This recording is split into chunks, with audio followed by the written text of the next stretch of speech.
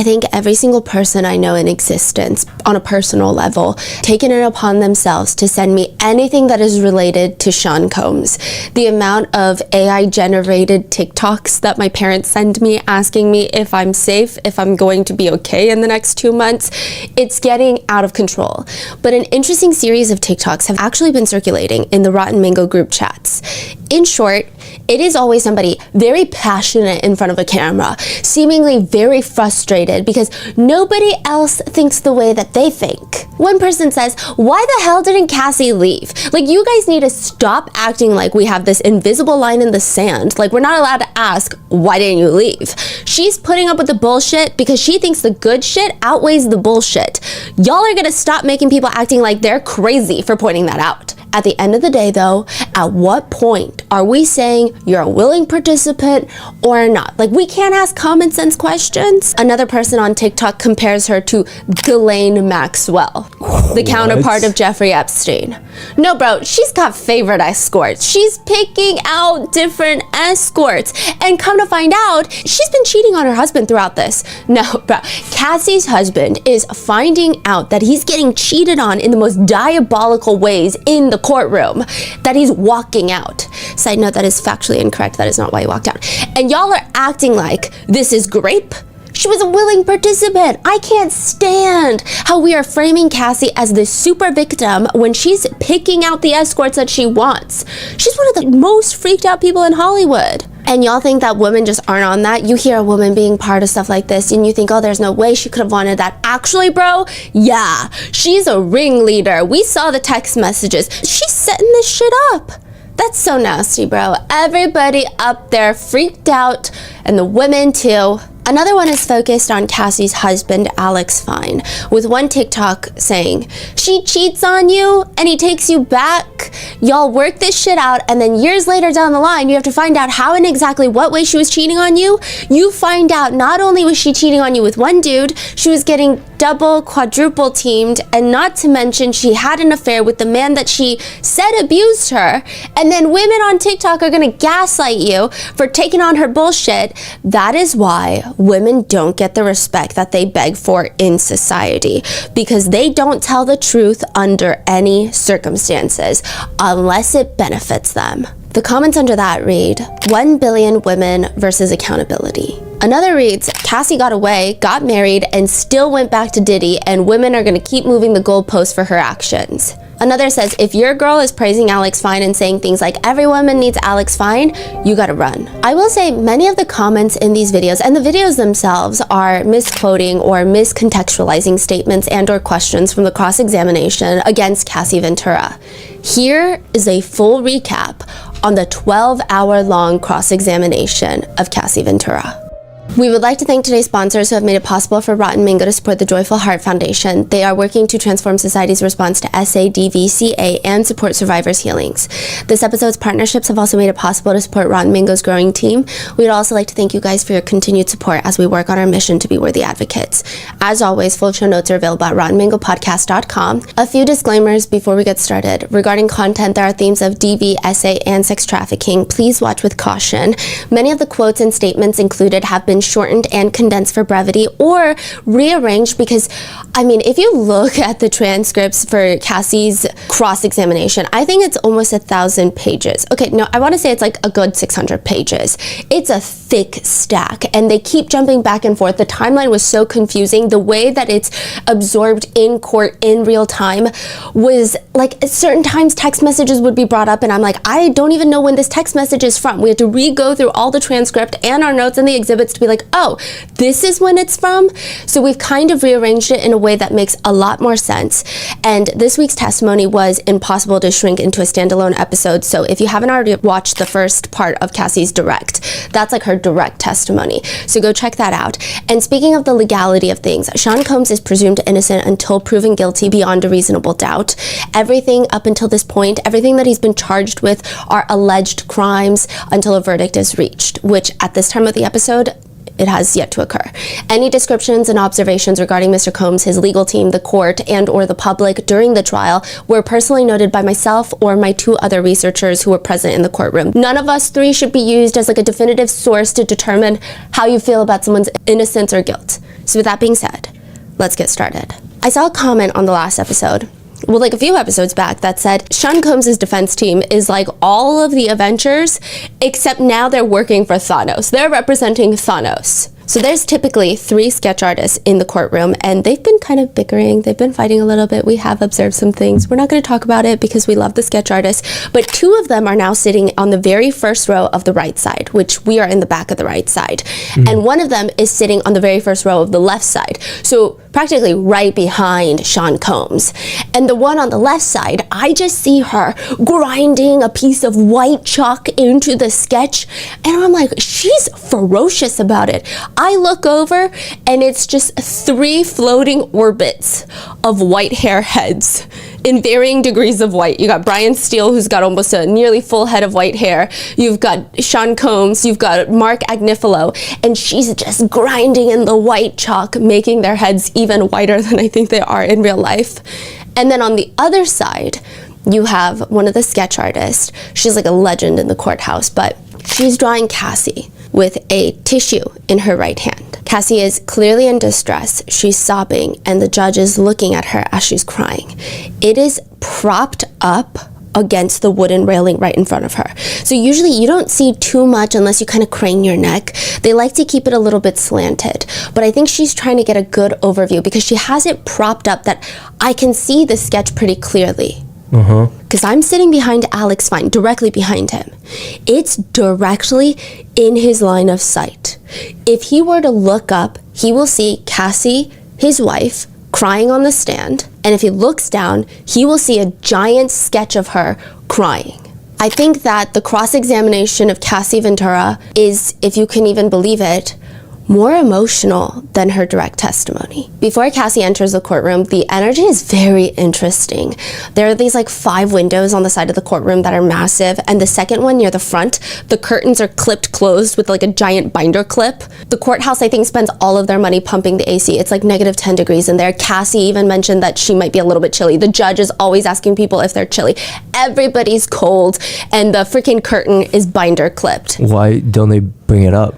They do, they say I talked to Officer Riz, who basically controls the courtroom, and he said, it's either going to be snowing or it's going to be so hot everyone's going to be sweating. Like there's I think it's very hard to control. I see. Sean Combs walks into the courtroom. He's wearing this sandy-colored sweater with a collared shirt.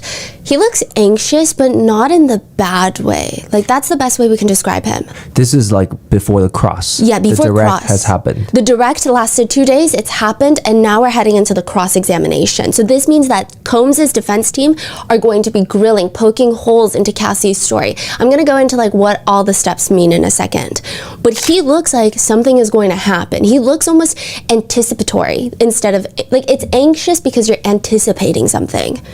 Side note, he is also not allowed a belt for obvious reasons, and his pants are always dangerously close to just like giving the press a sight of something that we did not ask for. And you can just tell it's going to be a big day because in walks Karen Agnifilo. Mark Agnifilo's wife, also Luigi Mangioni's representation counsel.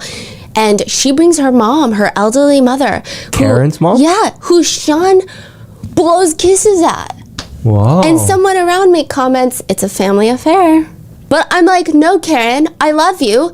Please just give us updates on Luigi. Now, there's a little back and forth between the government and the defense team, which I think is just so fascinating, the way that they talk. So long story short, not to overcomplicate things, the defense wants to use something that the government does not want to be used during the cross-examination. But they didn't even show the government all of these exhibits until yesterday. So to that, the judge is asking, so how would you ever be in a position to establish good cause? You would have brought that to the court's attention in any of the 15 or so hearings that we had in this court, and then I would have addressed them, right?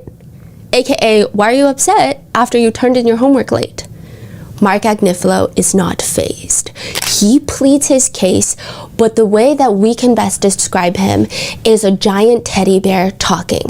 Does that mean that he's a good person? I'm not even trying to say that. I know teddy bear is like associated with like good and kind. I don't know anything about him personally, but he's the energy of a giant teddy bear who yaps. He likes to say things like, I know your honor has given this a lot of thought, as you always do. I'm just trying to sort of give your honor a different way of looking at the letter and the understandings. Like sounds very harmless. He's so disarming. If he were a cop, I would confess to crimes I didn't commit. He gives me like, if I'm lost in a supermarket and I need someone's phone, he'd be the first person I talk to. Wow.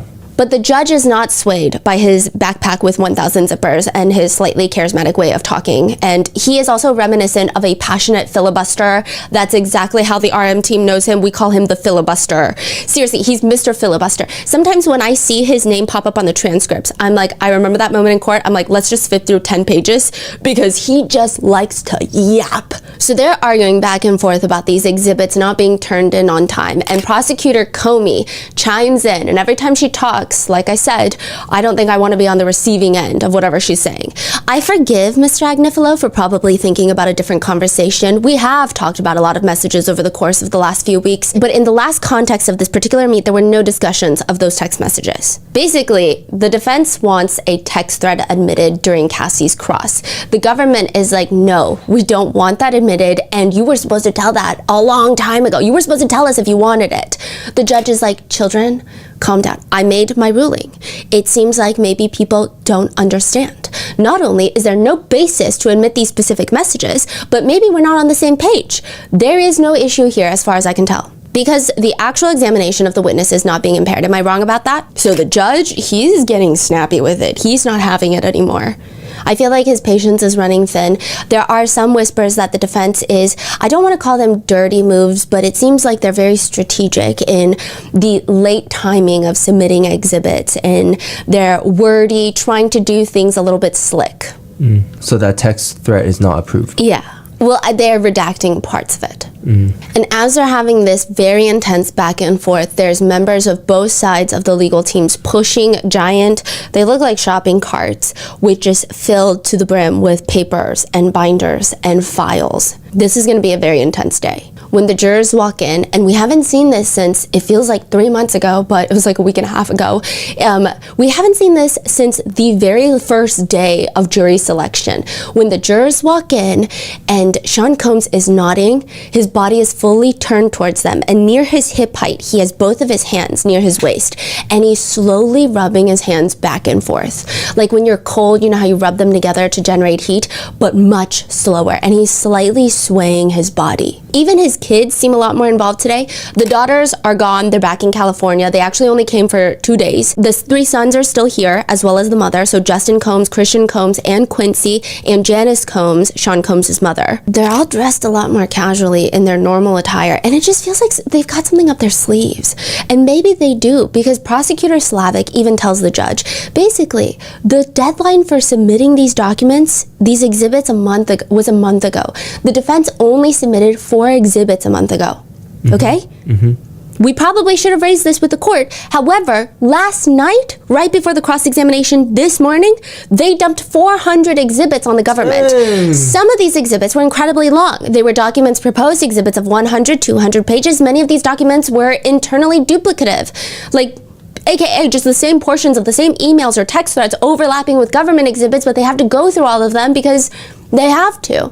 This sort of dump of 400 enormous duplicative documents, this is high inefficiency. The government submits there really needs to be a solution so this doesn't continue happening throughout the course of this trial. Wow. Yeah. So that is definitely a strategy. Yeah. Comey even adds in, the government has produced hundreds of marked exhibits on our exhibit deadline, and as we have marked additional exhibits, we have been in real time producing them to the defense throughout the trial. Our goal is to not have this trial by ambush, and our goal is to not waste the jurors' time in the middle of the witness's cross-examination. The judge is looking at the defense like, that's a fair point, but the defense is arguing through Tenny Garagos that this is not a trial by ambush. They're arguing it's the defendant's right that the government cannot prepare her on potential exhibits while she's on direct examination. It's not trial by ambush. These are all documents that they've seen. They have them in their possession for 8 months before we got them. So in terms of fairness argument, it's a fairness for the defendant. In terms of the government, we have gave them everything that they didn't have by our deadline. They keep going back and forth. The judge finally asked Prosecutor Comey, you've heard what they have to say. What do you want? She stands up into the mic. I want their exhibits, Your Honor, and I think they've already marked them and I would like them now. So I want their exhibits now, please. Very firm. And then the defense does something interesting. And again, I don't know if this is a strategy, but they say, oh yeah, our paralegal brought copies. And they just have a giant cart full of binders for their exhibits. And Comey is immediately like, we will also ask for an electronic copy. To which the judge agrees, we are in the 21st century, so let's try to make that happen. Which one could imagine it could be the defense trying to make it harder for the prosecutors. But Tenny Garagos jokes, I do work with Mr. Agnifilo, but we are in the 21st century. And he admits I'm a little behind. It's very interesting the way that they're doing this. I see what you mean. It does seem like every single action is calculated with the intention of like delay or just complicate things, make it hard for them. Just everything is part of strategy. Exactly. And the way that Mark Agnifilo is able to talk to the judge is so fascinating, because this was a conversation that's been coming up over and over again. And even the judge says, let me take a step back. Mr. Agnifilo, I thought you were going to take this off my plate. Those were the words Agnifilo told him a few days ago. And he says, I think taking it off your plate, Your Honor, is going to be a day-by-day process. And I'm going to continue to try and take it off your plate as the morning goes on. I am on an aspirational basis. What? He says, I aspire to take it off your plate, basically. That 2 days ago, he was like, I'm going to take it off your plate, Your Honor. Don't even worry about it. And then today he said, day by day, on an aspirational basis, you know? Yeah. And what's judge's like reaction over these type of talk? Just like, what the hell is like, you guys are wasting my time. Like, this is literally his children arguing back and forth. That's why you say his patience running thin. Oh yeah, he went from, I think he's still fair. I think he has way more patience. I was even talking to some of the people that work in the court, and they were like, he's actually one of the most fair judges. Like, a lot of judges won't even let both sides even plead their case like this. They'd be like, hey, shut up, I'm going to lunch. So he's very fair. However, he went from being like very, in a good mood to now he's like Logan Roy from Succession, and all of his kids are arguing, and it looks like he thinks they're all dumb. I don't think he thinks that, but is the feeling. When a witness is called into a courtroom, you have the direct examination. You're setting the stage. Now, Cassie Ventura is the government's witness, so the government leads the direct testimony. Then after that, you have the cross-examination. The defense or the other party will question, and the whole part of the cross-examination is to effectively discredit the witness, poke holes in their story, pick out any lies that they can see, and undermine any of their allegations. And then you have the redirect, where the prosecutor will come up and try to repair any credibility or add context to anything that was not perceived well during the cross. Then there's the recross examination, which is to challenge new information provided in the redirect. So a lot of people say that sometimes the cross-examination of a very important witness in a criminal case is the most important thing. One of the most important things. And there's so many rules that some people abide by. Some people say the number one rule is that don't ask a question you don't know the answer to in a cross-examination. Some people say, no, the number one rule is you're going to make mistakes cross-examining, so keep it short. The shorter the time, the less mistakes. Proving 2 points is better than proving 3. Proving 1 point is better than proving 2. Always keep it condensed. Everybody has different opinions. Attorney Ana Esteveo is the one doing the cross-examination of Cassie Ventura. She has a reputation for being a top white-collar criminal defense attorney, usually representing clients accused of financial fraud, insurance fraud, tax fraud, money laundering, narcotics, and weapons offenses. She does this thing when she's talking, when she asks questions. This is our first time really hearing from her. She will pause, let the silence linger, and it feels like she's constructing her sentences in real time. Like there's an invisible Word document in front of her that we cannot see, and she's like deleting words, replacing words. Cassie walks in. The first 2 days of her direct testimony, she was wearing sweater dresses with a coat. The first day was no coat. The second day was a coat. The third day and the fourth day, she shows up in blazers for the cross-examination. And it was just so interesting to see her very distinct shift in her clothing. She shows up with her blazer, and Esteveo takes the podium. She's got very interesting body language. Now, her arms are tightly crossed, like very tightly crossed. I can see her shoulder blades peeping through her blazer in the back. Or her arms are flexed forward in front of her, just straight flex. There's no give in her elbow, and she's like gripping her pen tightly. Good morning, Miss Ventura. Good morning. You and Sean were in love for 11 years, right? That's her first question. Yeah. During that time, you loved him? I did, yes. And you believed that he loved you as well? Yes. Sean, that's the name that you used the past 2 days in the courtroom, right? Yes. That's the name his mother gave him? Okay, she's like trying to humanize him. We all have government names. And that's a part of what made your relationship with him special, is that you knew the real Sean, right? I believe I knew a real version, yeah. This part is so strange to me. I thought it was odd. And you always knew how special you were to him, right? No, I don't think I always knew. You sometimes knew. Sometimes is fair. You frequently knew. Sometimes you wanted to keep Sean's trust. Yeah, and you earned that trust. I don't know, but I wanted to earn it. You did earn it. I did earn it, yeah. It's just very weird. I think it's weird because these cross-examinations always feel like some sort of power play.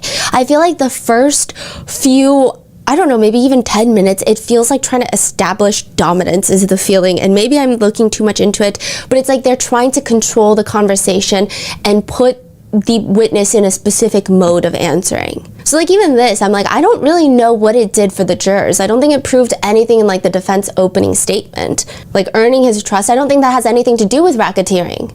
Mm-hmm. So to make him happy, you told him that you wanted to do freak-offs, right? No, there's a lot more to that. I'm sure we'll get there. In front of Ana Estevao is a binder with all these papers, and it seems like every page has a different post-it sticking out of it. It looks like a highly annotated, at least 2 books of the ACOTAR series. It's like a thick binder. And the whole time, Tenny is just passing more post-its. These defense attorneys are keeping the post-it company in business. The amount of post-its after the cross-examination, I want to say is like 3 inches high. Whoa. So there are a lot of text messages brought into evidence from the defense, and they start off a bit more normal and get more intense as they're released. In one text message thread, and this is all to establish that Cassie, more or less wanted it, is what the defense is trying to argue, that she was not coerced into these freak-offs. In one text thread, Combs texts Cassie, "It makes me so happy that you would fly to Atlanta just to see me. I'm truly a lucky man. Love you, missing you, can't wait to hold you." Estevao has Cassie read her messages out loud in the courtroom. "I'm a very lucky woman," smiley face. "I'm a very lucky woman. I miss you so much. I'd fly wherever you needed me, whenever. I love you, Cass." I think being in that courtroom, one thing that Estevao did that I felt was more impactful than Prosecutor Johnson is she got herself and Cassie to read the messages out loud like a text thread. So Estevao would read Combs' messages, Cassie would read Cassie's. Now, Prosecutor Johnson did too, but a lot of the times it wasn't super clean cut. It was always like, then he responds, and then what do you say afterwards? So there was a lot of break in the flow. I think this format is doing a lot more impact for the jurors. And they're just rapidly going through these exhibits of text messages. And these jurors, at least in the beginning of the cross-examination, they're locked in. I saw one of the jurors flip a page in his notebook, and he's already used like half of his notebook that he was given. And they're just rapidly going through these text messages, just normal conversations, maybe trying to establish that it was a normal relationship, I guess is what they're trying to do. One message, Combs texts Cassie, "I love you so much, it makes me cry." Another one, Combs texts Cassie, "Did you miss me?" "A lot. You didn't even respond to my message." Then another one, Cassie texts Combs, "Going to sleep now so it can be tomorrow faster and you can be home. I love you. Love you, my baby." Smiley face. "I love you so much it consumes my life. How did that happen?" Cassie responds, "I don't know. I wonder the same thing for myself all the time. Like, who was I before we decided to be together? I never knew it could be like this. How do you have me this way?" LOL, what do you mean? I'm so happy that we fell in love. We are so in love, we don't do anything else. That's not true. But you're going to have to work so hard, 4 times as hard as me, which takes a lot of time. Another one from Combs to Cassie, "I miss you already." Me too. "When do you want to freak off? LOL. LOL, I'm just going up to change and put my ring on. I just picked it up. I'm always ready to freak off. LOL. Combs, at this point, is leaning in. His body is a lot more towards Estevao and the jurors this time. When this message is read, he cocks his head to the left. Because anytime a message is read where she's initiating or responding well to a freak off, he's like doing some sort of motion. He's always kind of pivoting towards the jurors. He's cocking his head. They continue reading these text messages. "You tell me the day. You choose." That's Sean. "It can be whenever." "Name the night." I feel like the weekend, like a Friday night, would be the best because we'd want time to recover for the work week, right? This upcoming weekend, the 8th is the only one I have until the 28th. I'm on it. LOL, okay, but if you can't, we can always do it during the week. You know, it doesn't matter to me. Estevao looks at Cassie. When you say, we know that doesn't matter to me, you're saying that you understand that Mr. Combs knows that you don't mind whether or not it's on a weekend or during the week, right? That's what it says. Okay, and then Mr. Combs says, Friday it is. I wish we could get Jules here. Cassie reads her message. LOL, maybe we could. We don't know him that well, though. You want to call him and feel him out? Yeah, I could do that. Call him now, please. Now, those are a little bit more on the tame side. There are some messages that have the internet in a bit of a tailspin. They're not read out in court, but the exhibits are displayed right on the screen for everyone to see, so they're admitted into evidence. August 7th, 2009, Cassie says that the two of them are texting about planning a freak-off. Cassie texts Combs, "Me too, I just want it to be uncontrollable. I can't wait to watch you, I want you to get real hot." She responds, "I can't wait to stare at some big black." In another message, Combs texts Cassie, "I'm so horny I can't concentrate." She responds back, "So what do you want to do?" "I'm going to Dwayne Reed to grab candles and then going home to pack us a bag. If you want any regular clothes, by the way, or just sweats, then I can go check in, set the room up, I'll eat, take my vitamins, LOL, and get ready before I LV the house. Leave the house.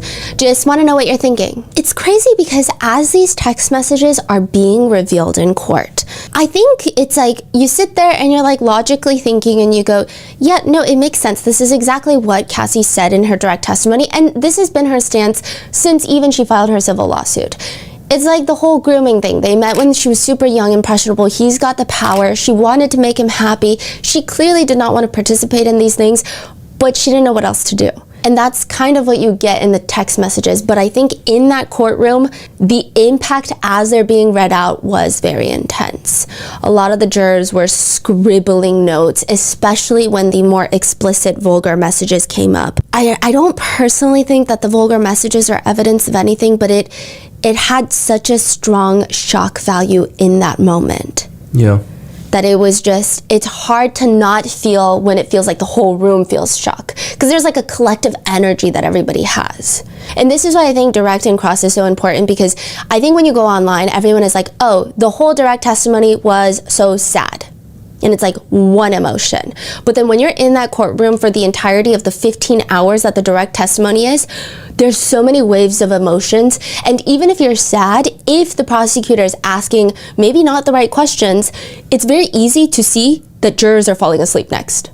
And then people get sad. And then people fall asleep. It's like the weirdest thing. Now, one text from 2009, Sean texts Cassie, "I'm so horny." Estevao asks her, "And you received that message, and in response, what do you say?" "Oh my God, I was about to text you the same thing." Sean responds, "How are you feeling? Talk to me. You're supposed to be seducing me all day." "LOL, I'm sorry. I'm nervous. I feel like I want to fuck." Another text thread that is exchanged between Cassie and Combs a few days before the Intercontinental Hotel incident. So this is them preparing for a freak-off in the Intercontinental. What? Cassie messages Combs, "I want to spend time with my baby." "Okay, well, let me know either way so I can plan my night. Love you so much. You look so sexy today." "Hello? Well, hit me when you have time." "Thank you, baby. I love you so much, and you look so sexy today. So what are you planning to do so I can plan the rest of my night?" "Baby, I want to FO so bad, but I don't want to fuck myself up. What am I to do?" After the messages are read out loud, Estevao lets it sink in for a second. So at this point, this is the 5th text message to him suggesting that you guys get together, right? "Sure, yeah." And after he was asking you multiple times what you wanted to do, it was up to you, right? "Yeah." And he again says, "What would you want to do, right?" And then you say, "I don't want you thinking I don't want to, right?" So after this, she's like, "I don't want you to think that I don't want to FO." "Yeah." As in, you don't want him to think that you don't want to have a freak off. "Correct, because he's been asking me over and over again." After you have asked him over and over again. "Yeah, I guess. It's just like, you know, when you're with somebody, you know how they speak and you know what they mean when they text certain things. It's like that." Estevao mentions that Sean texts back, "Thanks, babe. I love you. You look beautiful. Proud of you. Have a great day." And then no response. What are you doing? I just got out of a spiritual therapy session. What are your plans? With the messages up, Estevao says, because at this point, he's asking you what you want to do, right? Because at this point, you have proposed a number of things. You've proposed a freak off. You've proposed going out with your girlfriends. You've proposed just being you. I'm assuming that means staying in, right?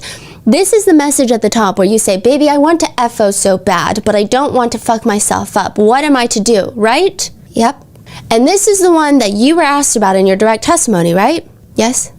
And this is the one when you were asked why you sent this message, right? You said you were doing damage control because you didn't want him to ruin your movie premiere. Because you remember, after the Intercontinental Hotel incident, she's got a movie premiere where she had to put a lot of makeup on, and that's the same one where she's like asked about, oh, how was your chemistry with your co-star? And she's like, he's a friend, he's a great friend. And that Terrence had great hygiene because this kiss. You guys kissed. Terrence was cool. Terrence was fine. Out there for the ladies, like, Terrence is fine. Playing his love interest. I mean, you guys definitely were believable as, you know, a couple of sorts. I don't want to give too much away. No, you know, we're friends at the end of the day. And that is very awkward when you're just friends with somebody and you're not in love, but we're comfortable with each other. So it was cool and it was easy. And he's just been such a supportive person in the whole making of this situation, so. And at that point, Mr. Combs has sent you a number of loving messages, right? Right. And he's participated in a promotional event for your movie, right? A luncheon. I think he just came, but yeah, he came. That went smoothly, right? Sure. And it was supportive of whatever decision you wanted to make in terms of how you two spend your time together, right? Yeah. And then he says, so what would you want to do? And that's when you say, we can have fun. I don't want you thinking I don't want to, right? Yeah. To which they read the next text of Sean writing, I think if we start at 7 or 8 and end at 4 at the latest, take a Xanax and or Ambien and go to sleep, we'll be okay. And you rest tomorrow and all day Sunday, you'll be good. And drink a lot of water, we'll be good. But we won't have hours to be caught in a matrix if we do it. I want you to call Garen. So Garen is from Cowboys for Angels that arranges a lot of the escorts. And see what Did he say? Yeah. I want you to call Garen. Yeah. Okay. And see what he has. So it can really be a turn on. But if we're going to do something, sooner the better. Can you elaborate, Ms. Ventura, on the term matrix? It says, but we won't have hours to get caught in the matrix. So matrix, I said, is like the high and being too high where we wouldn't be doing anything sexual. Anything would be happening because we would just be too high. Like there would be no performance. So it would be a big deal for you to get very high before such an important night in your life, right? Yeah. Your premiere was a big night, right? And if you were to enter a matrix or take too many drugs, it might impact your ability to participate in the promotion for the movie, right? Correct. And you understood that he knew that and recognized that, right? I guess she's trying to prove he gave you so many outs. And you didn't take anything, is what she's trying to establish to the jury. When I say the defense is trying to establish, I'm not saying that's a fact. I'm saying this is their point that they're trying to make. Later, the text messages show that Combs is asking a ton of questions and Cassie's not responding. He says, chill with your friends, I'm gonna check you later, I tried. Wait. Yeah. What? He's like texting about the night and she's not responding. He's like, okay, well, why aren't you talking to me about Garen, I guess? Yeah. And then he's like, chill with your friends. I'll check you later. I tried. Like the I tried honestly feels kind of passive aggressive. To which Cassie responds, I said, let's have fun. You're tripping and reaching and that's not cool. This is a big moment for me and it feels like it's spoiled now. Because it's like now he's just getting upset. Yeah. Combs says, call Garen. Can you do that? And go get your stuff, right? Where do you want to stay? Can you see who Garen has? Hello? Yo, I hate when we're in the middle of texting and you just stop. She responds, I'm waiting for him to hit me back. He didn't answer. Are you headed home? Where are you at? Can we do it at your house? Hello? Talk to you later. Gonna go into this meeting. Carrie is here. We can't do it at my house. About to head home now. I got Intercontinental. Did you call Garen? Hit me back. Is Garen the one at the Intercontinental Hotel? No, it was Jules. So Garen is the one that is just sending people. Oh. I'm imagining that he's going to be either a government witness or he's going to be subpoenaed. Wow, okay. Now, Cassie sends a picture of people Garen has for them that are discreet. That's the word used. Combs doesn't respond, to which she texts, you hate when I stop responding, but now that's what you're doing. Can we get the other guys? You really want to bring another random into our situation? Estevao points out that the two of them go back and forth discussing which guys to invite. So this is like the beginning, that one TikToker that's like, she's choosing and picking her escorts. The way it happens, it's more so, she's not like picking and choosing. She's not like, ooh, that one looks hot, that one looks great. It's more like, I've never met these people, I'm not really comfortable. Yeah. Like this person gives me weird vibes. If I have to choose, I'd rather choose Jules, who I feel safer with. That's kind of been her whole energy throughout the entire testimony. That's it. That's what they're referring to? Yeah. Wow. Because I was like, I'm telling you, if you see the state of the desk over there, like my researchers and I are flipping through transcript pages. Like this doesn't even make sense. Cassie is being a bit stressed about this stranger coming, and she just doesn't want a random person. I'll be right over there. Let's just start the energy fresh, is what Cassie says. I had such a great day, and I intend on keeping it that way. Estevao looks over the podium. When you say you were intending on keeping it that way, that included participation in this freak-off that you're planning, right? So she's saying you intend on keeping a good day. A freak-off is a good day. Another message Cassie sends read, I'm not in a combative place. I've just been people-pleasing all day, and I just need relaxed fun. By saying you just need relaxed fun, you're referring to the anticipated freak-off, right? Not necessarily. I felt like for me it was more about the high and hanging out with Sean. Eventually she sends another text of like, no crazy shit. She doesn't want crazy shit because her energy is good. She wants to keep it a good day. She's got a movie premiere. So she just writes no crazy shit. To which Combs responds, all good. You just don't hear how you be talking. So this goes back to her direct where she talks about how he loves saying things like, watch your face, watch your words. Yeah. In another text thread, it's Combs texting Cassie, you know we have to have a proper FO without no K. Ketamine. I need to get it out of my head. I hate ketamine. So you let me know when. Please don't be mad and think that's all I want to do. It's just the K. A successful FO is when we remember and don't be fiending to do it the right way again. I won't bring it up again until you're in that mood and I'll fly Dave in. Cassie responds, I'm fine, just trying to get my life back organized. Yeah, I know, right? I'm sorry. I feel like it's my fault that we rush back into shit. I'm praying on us. Love is so hard sometimes. We both got to get back on track or we'll never get shit done. I want you to know that I realize what's going on. We're at a great place. Let's give things time to breathe in a positive light. I need to get the songs for Epic. Send me all the songs that you have on a flash drive when you're ready. I'll send Dave to get so I can get that done, and I'm coming up with a management solution. Anything else you want me to work on, please send. I'm going to my therapist today. Love you so much. Always will. They're trying to argue some of the same text messages are being used where Cassie in the direct is like, yeah, I didn't want to. I was just scared, so this was my reaction. In the cross, they're basically saying, look, you want to. Look at this. Like, you guys are having in-depth conversations about the freak-offs. In another message that was brought up, Cassie had texted Combs that she wants to talk to him about something. And he's like, is it going to stress me out? Do you remember that text? He's like, what is it about? Freak-off. It can wait. It's not a big deal. Now you don't want to do it anymore. I already know. You're so predictable. Really? Okay, since that's definitely what it is. We'll leave it at that since I'm so predictable. Wait, have a good night. Sean Combs say, freak off. You don't want to do it anymore. You are so predictable. Yes. Meaning Sean Combs like, okay, you've done this 1,000 times. You don't want to do the freak off anymore. Like, I can already see it. The fact that he already knew what was coming is very interesting. Yeah, that's yeah. okay. But the defense is like, she says, okay, I mean, I'll leave it at that. Good night. He says, whatever, baby. I'm not going to play no games with you, and you ain't going to keep shutting me down. Estevao looks at Cassie. You testified on direct that you were going to tell him that you didn't want to do freak-offs anymore. But you didn't tell him that because you didn't want him to be upset, right? I saw his reaction, and yeah. And I will say, I was getting very lost in the timelines that were jumping around, so I felt like they were slightly rearranging timelines in a way that made the most sense for the defense. That was the feeling I got, because we would jump from like 2008 to 2018 to 2012, and there would just be like one line of like, this message is from this date. Oh. So we actually go on to the next defense exhibit, which is from one day before the previous messages, and it reads, from Sean to Cassie. And baby, we really need to do some soul searching this time. We gotta figure out a plan and get us back on point. Think about it. Definitely. What do you feel about where we're at? What do you feel about us? I think it's more than missing you. I'm talking about us. I know, I'm the happiest when I can feel your love, and I haven't felt it lately because I know that you don't really want to be around me. I know that I need to work on being nicer, less moody, and more like your woman. I just think that things haven't been able to turn around because we haven't given it any time to breathe. We just keep getting pushed backwards. I believe that our love has no bounds. I'm 150% sure that you're the man that I want to be with, and I want to be that woman for you too. Yeah, that's probably, you don't know how much it is to be Ruth you. I think he means with you. You're insecure and you don't know what it takes to take care of me. I over so much, but like, I think he's trying to say, I still love you. I don't know. His texting is like kind of the most insane thing ever. I just know that I love you and I'm trying. So it sounds like they're on the phone briefly before Cassie texts back. Freak off with a girl. Like, she just texts him back. So Freak off with the girl, that's it.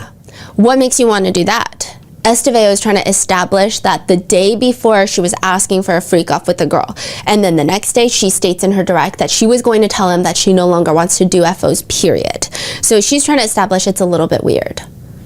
And then she just keeps moving on. Now, Cassie, at one point, she does get frustrated during the cross testimony because she's like, am I allowed to, like, say something? And then they're like, no, just, like, answer the questions, because she's not allowed to. She doesn't really have time to be able to explain much. Yeah.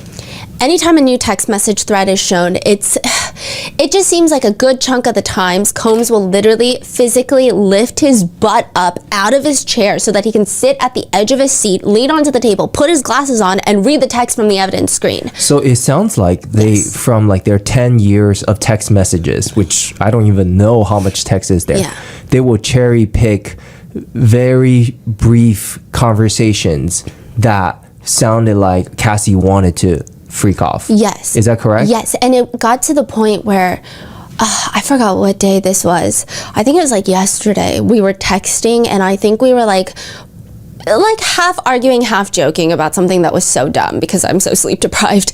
And I remember thinking like, oh, that's so interesting, because if you were to take anybody's full relationship of text message records, even though we're half joking, you could totally take everything out of context. Yeah. So it's very interesting. It was just a weird, oh, this is so weird type of moment.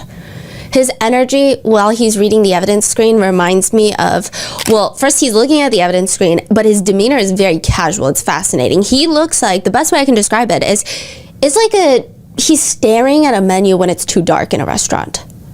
He's just like squinting, looking at the evidence screen, but it's a very casual demeanor. I don't know how to describe that even better. You know, when two people are also having a heated discussion, this is his energy throughout the cross-examination. Two people are having a very heated discussion and you're trying to say your piece, but they're like, shh, wait your turn. And you just have to wait like you're 5 years old, but you have so much to say. That is the energy of Sean Combs during the cross-examination. Or like when you know the answer to a question, but you have been a smartass for the entirety of the day, so the teacher does not want to call on you, but you're like trying to sit up taller so that they'll call on you. That's the energy Sean Combs has. This is vastly, worlds of a difference from the past 2 days that Cassie has been direct testifying. Even during the cross-examination on the first two witnesses, the security guard, the male escort, I mean, albeit there were much, much less critical cross-examinations. Other than Combs looking at Donaldson with the eyes of what I felt like was like, hello, what are we paying you for? He was not nearly as involved. This time, he seems, dare I say, excited. Butt off the chair. He's very expressive. Even his kids. There will be short moments where the judge is on sidebar with the attorneys. Sidebar, they play the white noise machine. You're not allowed to talk. The judge is still on the bench. Like, Officer Riz, he's kind, but he's fair. He'll be like, hey, you, no talking, right? The kids, they're like smiling. They're giggling like the teacher just stepped out of the room. And then eventually Sean Combs will look back at his three sons and they're smiling and nodding at each other. And I know a lot of you guys said that I do not have the faculties to interpret those nods, but this one was very interesting. Other points of the cross-examination, Combs is sitting in between. So this is very interesting. So I thought he was going to be on a full, like, female-led table. He's actually back to most of the original seating. So it's Tenny Garagos, who's constantly passing Post-its to Estevao. Then you have Mark Agnifilo, who's sitting right next to Sean. Then right next to him is Brian Steele, and then Alexandra Shapiro. Now, Mark Agnifilo and Sean are sitting like two guys in a boardroom watching an intern give a presentation. I don't know who the intern is in this scenario. I don't think it's Estevao. Maybe it's more Cassie. Maybe no one. It's just like, that's the best way I can describe the energy. It's like they're leaned back in that boardroom CEO demeanor, and they look slightly amused. Like they're not laughing or smirking, but they don't look that tense or stressed. So they go back and forth between these vibes. Meanwhile, Brian Steele looks very stressed. He looks like he's being held hostage. He looks like he misses Young Thug. There is this very awkward moment during a recess where everyone walks back in and Cassie's husband walks in, and it appears that, so my researcher and I both clocked it, him and Sean Combs make prolonged eye contact. Wait. Alex Fine and Sean Combs make prolonged eye contact. I would even consider it glaring. And so much is said through that look, nothing great. But immediately after, Brian Steele and Mark Agnifilo start comforting Sean Combs like he just saw the boogeyman. And my researcher... In what way? Like patting his back, like talking to... Almost like they're giving him a pep talk. They're both leaned into the sides of his face like, it's okay. Like, that's the vibe. I don't know if they said it's okay, but that's the vibe. So they saw the exchange of the look. Okay. And they're both like comforting him. Like he just saw the boogeyman. That's the feeling. Like they're really comforting him. I've never seen them comfort him like this. They'll hug, they'll like tap each other on the back, but this was like calming someone down, comforting. I don't know. It was weird. It was weird. Now, there were moments where I think the defense were trying to prove a lot of points, but it really depends on how the jurors are receiving this information. It's hard to say because I do think there is a small discrepancy between what the internet thinks and maybe what the jurors think. The jurors, a lot of them have poker face, but there will be times where I feel like they are not responding the way the internet is responding. Okay. To some things that are said. Such as?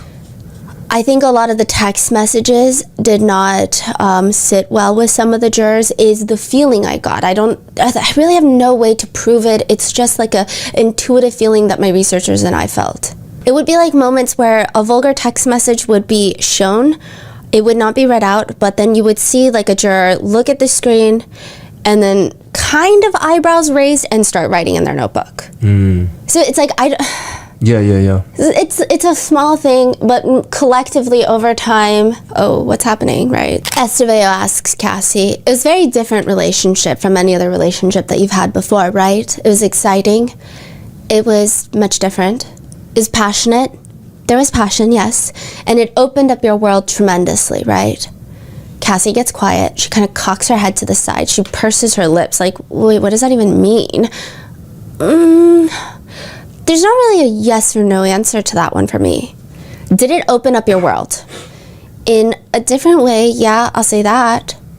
The defense pulls up an exhibit, a text message from October 14th, 2007. Estevao mentions, can you read from this or would you prefer if I read it? You can read it, I can read it. It's kind of making me giggle because it's from 2007. I know, we're taking you back. You can do it though. Estevao starts reading Cassie's message out loud. We've only really had 1 week of each other just together, and I can say that it's been the best and worst. I've never felt so loved, safe, and empowered since we've come together. When I'm with you, I feel like I'm your woman and no one else's. I feel protected when I'm in your arms and so comfortable that I can sleep and not worry about anything. You are one of the sweetest, most sincere people I've met in a long time, and I cannot express enough how grateful I am that you've chosen to be a part of my life. I don't want to rush things, but I can't help but sit with you and dream up a beautiful future together. Who knew I'd fall so fast? You make me feel like I can do anything, and that's real. On the other hand, you're constantly weary of me. I'm sneaky. I never seem to make the right decisions to you. I'm a spoiled brat. I'm dramatic, disrespectful, and some reason you don't trust me. It always goes back to, well, maybe Carrie would have been the better one to go after, since I've witnessed you more than once, you realizing that she's way better fitting for you than I am. Carrie Morgan being Cassie's best friend of 17 years that she no longer talks to, that was also subpoenaed to be on the stand. Wait, she's saying maybe Carrie is a better fit for you? Yeah, because she's saying, I've witnessed you more than once realizing that she's way better fit for you than I am.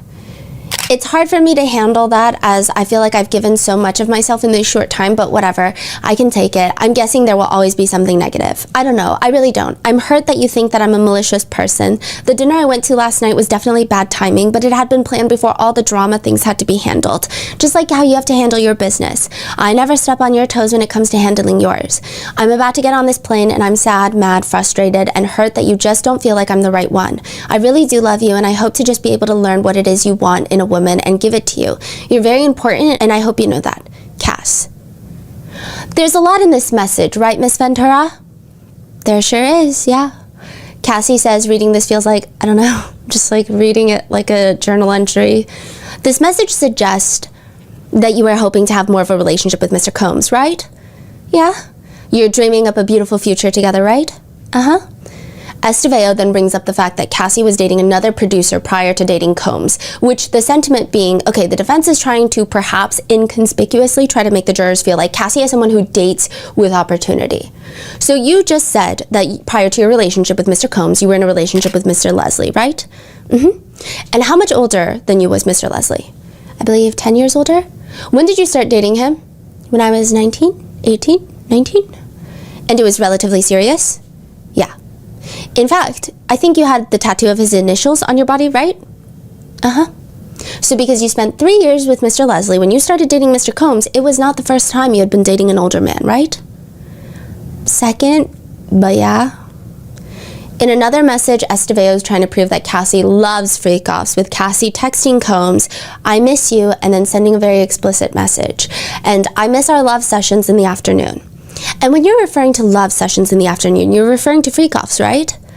I don't know in this message, but they keep reading the messages. At the bottom, Mr. Combs says, "You up? Want to have some freak fun in the afternoon, smiley face? Are you horny or sleepy? We can sleep or make love today." You respond, "I'm both, LOL. I thought we were going to lay up and spend time, but you want to just come here so we can talk in person? I was thinking I wasn't going to see you until tomorrow. I had stuff planned for the day, but I'm good to cancel." Cassie says she doesn't remember this conversation at all, but continuing on, another thread where Cassie texts Combs, "I'm just going to lay by the pool for some fun if it's cool. Wish we could have FO'd before you left. My period is over. Sad face." Estevao continues, "On that page, Mr. Combs is not initiating the freak-off conversation, right?" "No, not in that one." Later, Cassie mentions that sometimes if she had a big event coming up, like her movie premiere, she would offer a freak-off as pre-damage control. He would just have made it miserable for me. I never really had like the chance to or opportunity to enjoy the things that I'd worked really hard on. So I just felt like I was just trying to play a balancing act a bit. Estevao starts relatively grilling Cassie.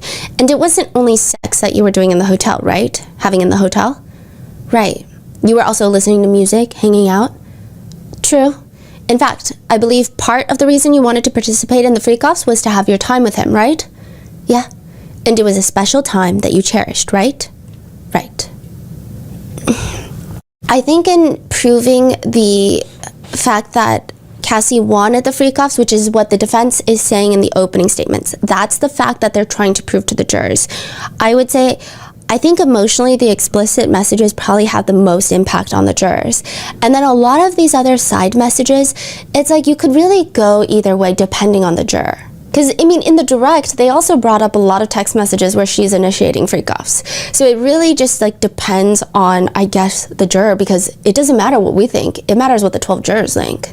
A big point of contention that was mentioned in the defense opening statement as well was the fact that the freak-off videos that the government got possession of, they received through Cassie's computers and her electronics, not Sean Combs's, insinuating that she had the power, that she was the one in the control. She did not fear blackmail because she was in possession of said blackmail.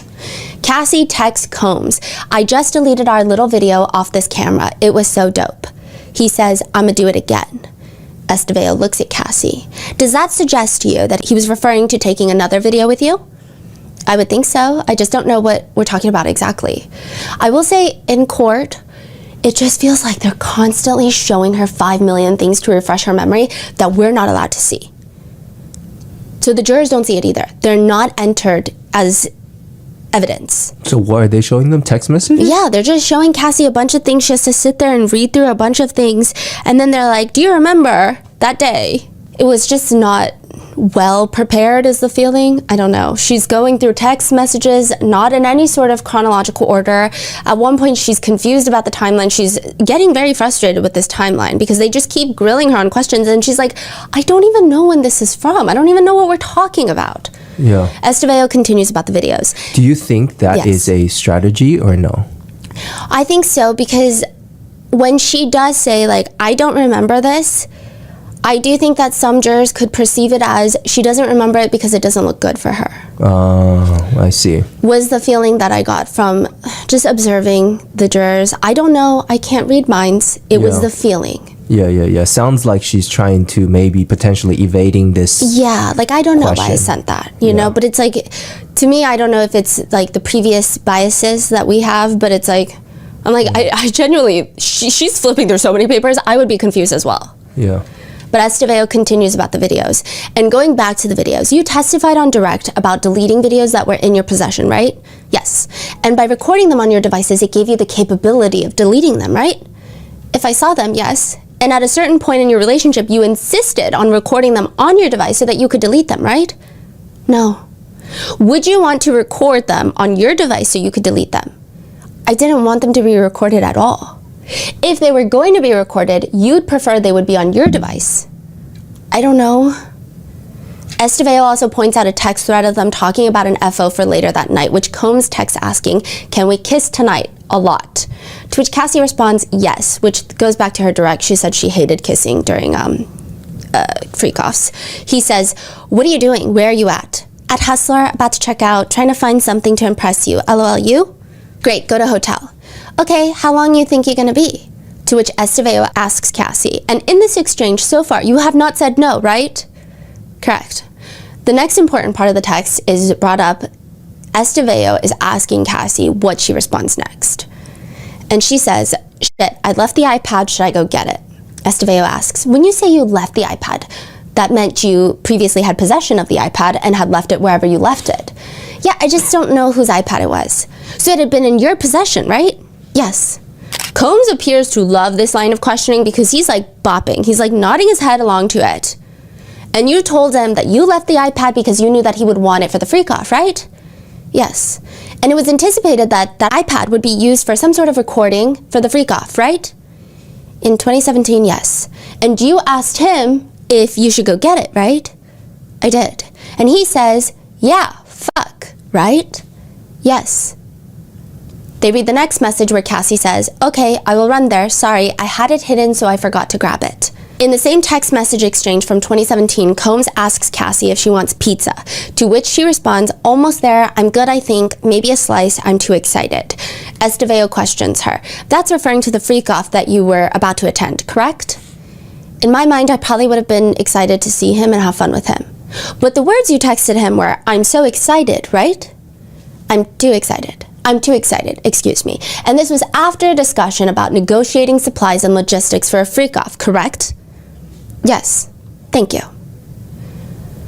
So they're trying to prove she had access to the blackmail material that she was supposedly very scared of. They're trying to argue that she initiated and never said no to the freak-offs. And now they're trying to bring in jealousy, which was a huge part of their defense opening statement. They were saying even a lot of the violence and the toxic relationship between Sean Combs and a lot of his they say like girlfriends and romantic partners, prosecutors say victims, right, is through drug usage and jealousy. So much jealousy. Okay, so like the materials, right? Like let's say she has it on her device, which is fine. That still doesn't mean that she wants this to be out there. So let's say if someone else say, "Hey, I'm gonna spread this video," that's still blackmail, right? I think the defense is trying to argue that he couldn't even do that because she has possession of the iPad. No, but he said he has it too. He has texted her that, "Hey, I'm gonna send those videos." So he did say that he will spread the video. But I don't know. That's just what they're arguing. Okay. Yeah, I am trying to keep give you the flow of what happened in the courtroom, right? Right. I think the point they're saying, "Oh, you have the video, so it's not that he wants to blackmail." Exactly. Right. But to me, it's like that doesn't correlate to being blackmailed just because I have this video. Yeah, but also I think another thing to consider. Or even if I have this video and let's say I share with you as a boyfriend or girlfriend, still I can be blackmailed, right? Yes, and additionally, I think it's very pertinent to consider the idea that a lot of celebrities, even like Jennifer Lawrence, for example, her iCloud was hacked. So I think there is a strong level of paranoia that even if you think that you have the only copy of something, I mean, I think you could easily be blackmailed, especially at that level where he presumably has a lot of power. I just don't know. I think as a woman, it's kind of hard to see Estevao's points with certain things.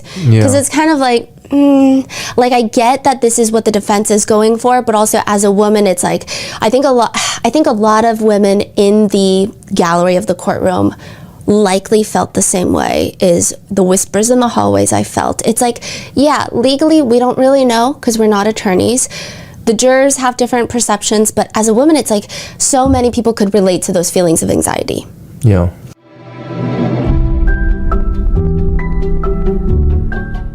This episode is sponsored by Acorns. The best piece of money advice I ever received was time in the market beats timing the market. But where do you even start?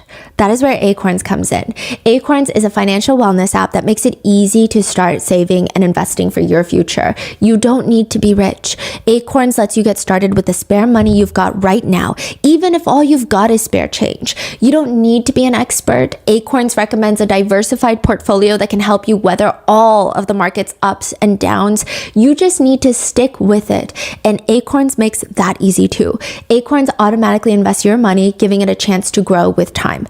Sign up now and join the over 14 million all-time customers who have already saved and invested over $25 billion with Acorns. Head to acorns.com/rotten or download the Acorns app to get started. Paid client endorsement. Compensation provides incentive to positively promote Acorns. Tier 4 compensation provided. Investing involves risks. Acorns Advisors LLC, an SEC registered investment advisor. View important disclosures at acorns.com/rotten.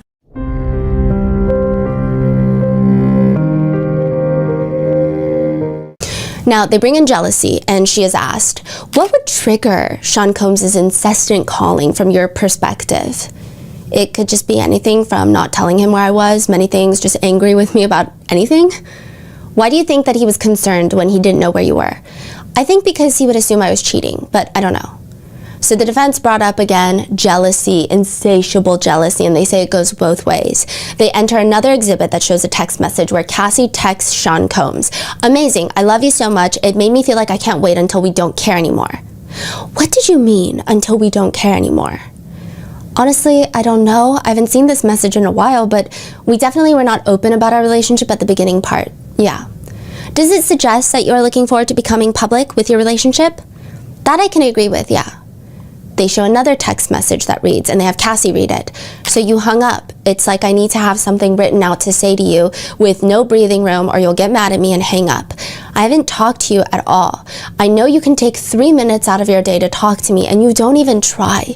You're in too much of a rush to get me off the phone. That's not being in a relationship with somebody that you love and are in love with. I'm really hurt by the way you deal with me. I don't need your money. I need some attention. I'm thankful, but I can pay for these things myself. Another one from July 2nd, 2013. By this point, they have been together for a good amount of time. So this is like later. A lot of the messages are from like 2007, 2008. Yeah. So 2013. She texts him, as much as you think that you're Bruce Willis. Now, side note, Bruce Willis has a very healthy relationship with his ex, Demi Moore, whilst raising their kids together, even though they both have new partners. She's like, you think you're Bruce Willis? You aren't. He's married, and before he was married, the family as a whole went on trips together. So she's saying he's married the new love of his life, and even like before that, the family went on trips together as a whole. Or just him and his women. Eddie Murphy and Paige took his kids away on their own. He didn't go with his ex because that's not who he's in love with. I've been at the edge of tears this whole week. I don't think that you sympathize with my feelings. I understand you feeling like you need to protect your children, but after a while, it's like, for what? They've never known you and Kim to be together, unless there's something I just don't know about. They were babies when we started dating. If Chance can go away with her dad and not her mom, so Chance is the daughter of Sarah Chapman and Sean, I think the other kids can too. The more time that goes by, the harder it is to understand. I'm here, I'm ready to be that woman, and I'm in a constant fight because you won't ever allow it. This isn't what I want. I can't be that woman this way. I'm bracing myself for pictures that are going to break my heart. That's where my head is at. So Cassie explains that she's frustrated because a lot of the holidays she couldn't spend it with Sean. Kim Porter and the family would all go off. But a lot of the times it's not even like Sarah Chapman would come, is her argument. Like, you keep saying that it's because the kids need Kim Porter, but they never thought you guys were like in a happy marriage.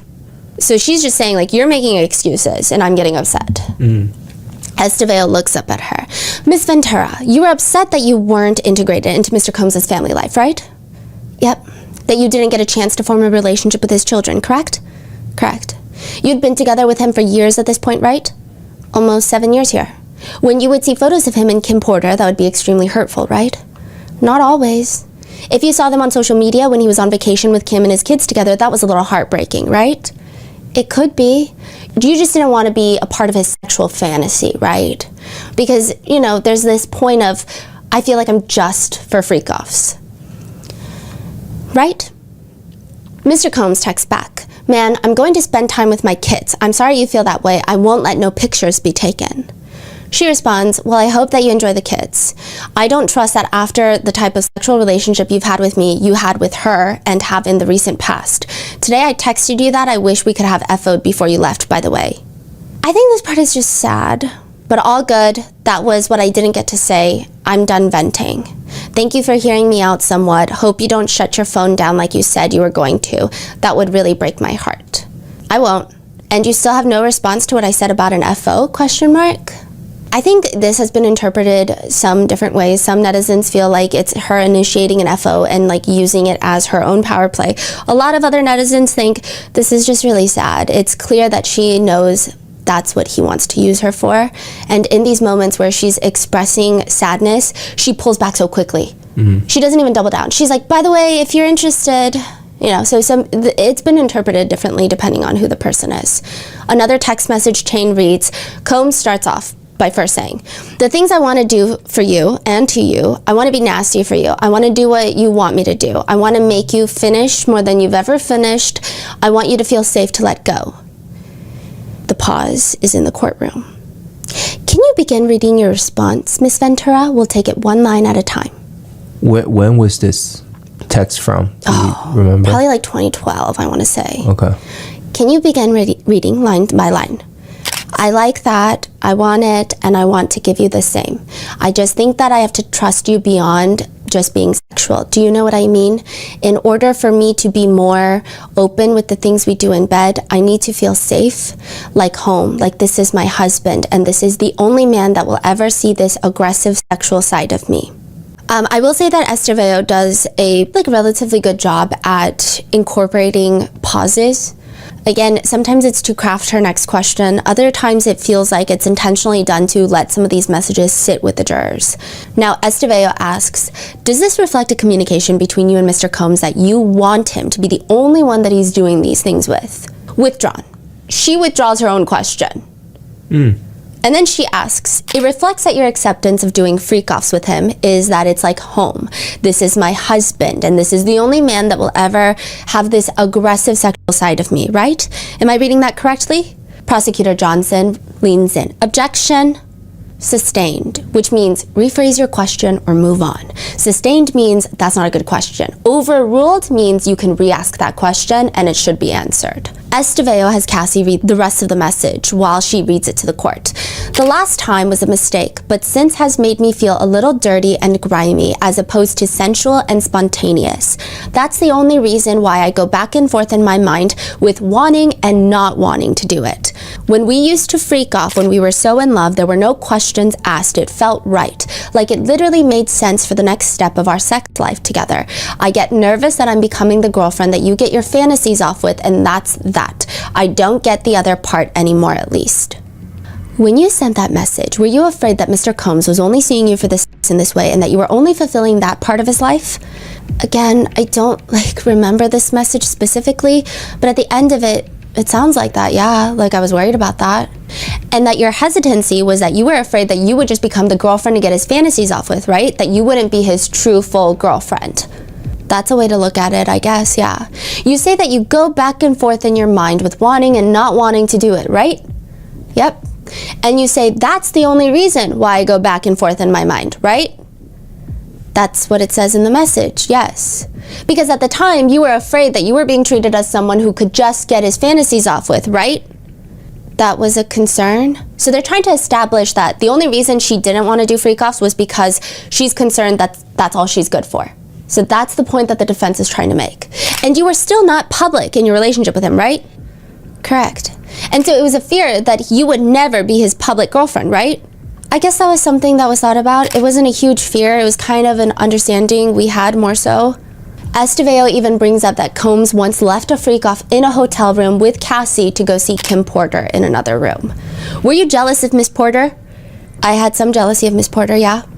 There were periods during the holidays when you learned that Mr. Combs was spending time with Miss Porter. I always knew that, every holiday. And did that upset you? It did, yeah. And do you recall a time in April 2014 when you learned of someone named Gina?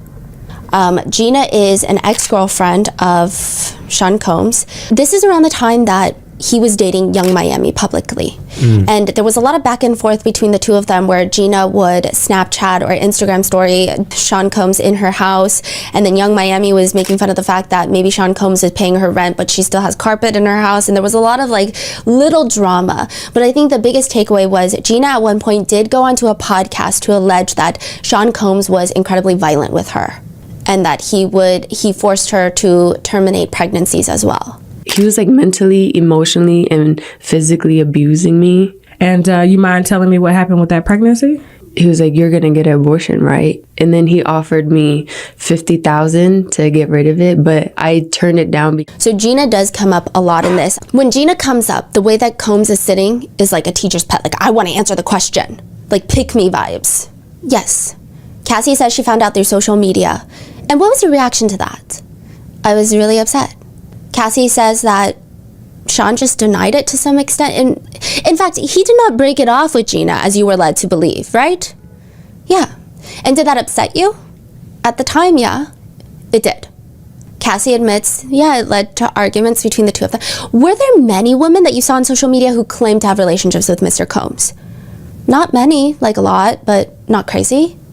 But you reacted when you saw on social media that Mr. Combs was with some other female, right? Yes, mainly Gina.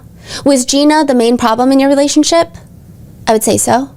Was Mr. Combs consistently denying his relationship to Gina with you? For the most part. And how did that make you feel? Not great? She says she finally drew the line when she saw a video of Combs at a music conference literally trying to hide Gina off to the side. And she does somewhat corroborate this in a podcast that has now since been deleted. Gina said in a podcast she went to, I believe it was French Montana's birthday party, where Sean Combs allegedly had her sitting behind like a poster board. Do you remember that? That said like happy birthday, or no, I think it was Meek Mill. It's either Meek Mill or French Montana. I think it's Meek Mill. Yes, and then she like leaned over while Sean Combs was bent over. I'm sorry, forgive me. This was like months ago, okay? And I think she had said like, happy birthday, Meek.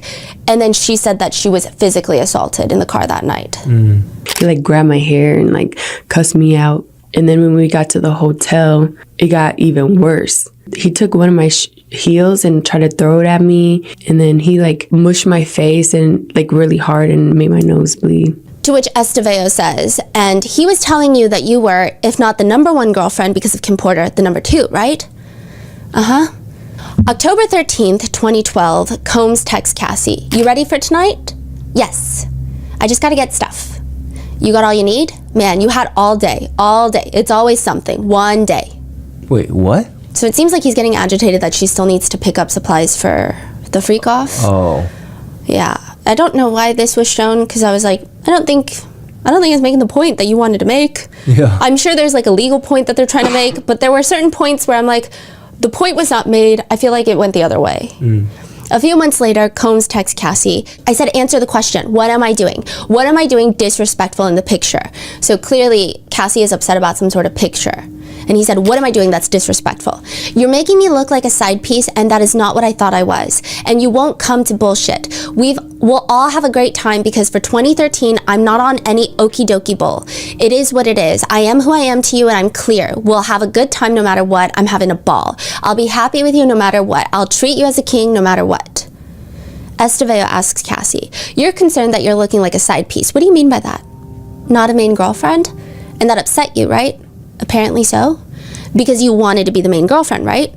I thought I was. I just don't know what we're even talking about, though. He's talking about a picture. I don't know what the picture is. Esteveo ignores her. You testified on direct that you were insanely jealous, right? I did say that, yeah. Side note, this is what was said during direct. Cassie says, more or less, there was a lot of cheating in the relationship. She says there were times she saw other guys, he saw other women, and she said, I was insanely jealous, but also super young, didn't get it at all, but I was definitely, young and jealous. When you say that you didn't get it, what didn't you get? So this is Prosecutor Johnson during the direct. I didn't get that he was him. As he would say, I'm Puff Daddy. And Puff Daddy has many women where, he likes the company of women. And yeah, I had to just really learn that over time, despite what he would tell me, just between us. Esteveo continues, you were insanely jealous, right? Sure, but I expressed that. Can I speak? Of course. I expressed insanely jealous is who I was then, and it didn't pertain to every situation, but I was definitely jealous of certain situations that he was in. So it seemed hypocritical to you that he would date other women but simultaneously expect you to only be in a sexual relationship with him, right? Yeah. Jurors seem locked in for the text message portions of the cross-examination. Other parts, they look like they're falling asleep. So I'm just going to run you through a few lines of questioning, and I think a lot of it has to do with the fact that both the direct and the cross, they just keep jumping around too much. They keep repeating the same question, and I get the point. They repeat the same question, maybe in the direct because they're trying to pull more emotion or information out of Cassie, same as the cross. However, I think like when you ask multiple times, were you scared of the violence in the relationship? The first time Cassie responds, it's like a very emotional moment. You sit with it. And then if you ask her 5 more times, I think it's human nature. Like each time you hear similar phrasing of the words, the impact lessens. And that's like one thing that I was reading from attorneys who were talking about doing directs and cross. Because they were like, you want that emotion to be fresh. Like the more you hear it, the more sensitized you get to it. So, I mean, the cross as well, it was jumping all over the place. One line of questioning, I think, is trying to establish that Cassie is not scared and that she had ample opportunity to leave, with Estevao asking, even though you were in a relationship with each other, you weren't together all the time, right? No. In fact, you often had long breaks from each other when you didn't see each other, right? Yeah. And he sometimes would have to travel for long periods of time when he was doing something for work, right? Yep. They also try to argue that she's a very strong, capable, independent woman, which was said controversially in the defense opening statement, with Estevao asking questions like, at the time you were a very successful 21-year-old, right? I was trying, yeah. They try to prove a point by asking which celebrity showed up to her 21st birthday party. Cassie kind of looks confused, like, what does that even have to do anything with success? She's like, Sean was there, he brought Dallas Austin, he brought Britney Spears. I think those were the 2 people that stand out to me. How is it that a 21-year-old is able to attract such celebrities to her birthday party in Vegas? That was all him. Yeah, I didn't even know them. What accomplishments had you already achieved by the time you were 21? Cassie says she had a pretty good first successful album. She's like, it did well, I think. We have a plaque. You had a very popular song that were well known at the time. Yeah. And people wanted to know you and get to know you. Yeah. And you've been modeling for some time? Yes. And you're very beautiful and charming? Question mark? Like, that was a really random, and she says, thank you. And everyone in the courtroom starts really awkwardly laughing. It's just awkward. I don't know if she was trying to get her to say yes to make her seem like, oh yeah, I'm so pretty. Thank you. You know, but Cassie felt awkward. She said, thank you. And everyone's laughing because it was just like a very, I think it's an odd moment where the tension of it all, everybody was holding on to tension and then they just like released it in this giggle. I don't think anyone thought it was funny. It was just uncomfortable. Yeah. It was like really weird. What was your financial situation as a 21-year-old having a successful album out? Cassie explains it's mainly her modeling money that she saved up at this point. Were you able to have an apartment in Manhattan? Yeah, my own place. And pay for your own clothes and goods? Yeah. Another key point the defense brings up, whether you think it's a point that was made or not is up to you, but they bring up that Cassie testified in direct that she saw Combs hold her friend over the balcony before he threw her onto the patio furniture. They show text messages to Cassie, not to us, between Cassie and Christina Coram, the chief of staff for Sean Combs. Didn't you tell Ms. Coram that you just learned about Mr. Combs' activities on the balcony?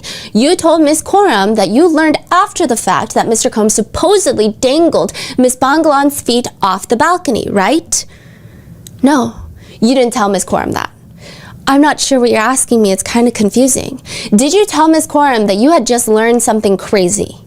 I saw that I did text that. I don't know if that's what I'm referring to because a lot of crazy things happened. Isn't it true that you learned about this incident on the balcony after the fact? I saw what I saw, so I don't know. That line of questioning kind of ends there. They also try to highlight that Cassie did have relationships outside of Combs. Cassie disagrees, stating that it occurs when they were on breaks, but Estevao asks her, what would trigger his incessant calling from your perspective? From my perspective, what would trigger it could be anything from not telling him where I was, many things, just being angry with me about anything. Why did you think he was concerned when he didn't know where you were? I think because he thought he would assume that I was cheating, but I don't know. Mr. Combs also developed suspicions that you were not faithful to him, correct? Correct. What was his reaction like when he developed those suspicions? It was a little scary, yeah. So they start bringing up Kid Cudi. They start bringing up the fact that he learned about that connection during a freak-off where he went through her phone and then he tried to attack her. She ran away. She got to a hotel. Then she decided that she was going to go talk to Sean Combs at his house. He kicked her in the back. She went back to the hotel. The whole hotel room was trashed. She and Scott Muscati, which is Kid Cudi, they went to Connecticut to be with her family. This is around Christmas time. And then eventually she breaks up with him because she felt like this was a dangerous situation. By New Year's, she's back with Sean Combs. Did you feel justified in cheating on him with Mr. Muscati because of Mr. Combs' infidelities? I could have, possibly, I don't know. To your knowledge, this was particularly offensive to Mr. Combs because of Kid Cudi's stature in the industry, right? To my knowledge, yeah. Because from his perspective, he was cheating on you with people who weren't celebrities, right? In 2011, I don't think so. And because you understood that Mr. Combs put you in the studio with Kid Cudi. Yes. You would frequently have text arguments about cheating and he would bring up Kid Cudi all the time, right? Yeah. He would always throw it back in your face, right?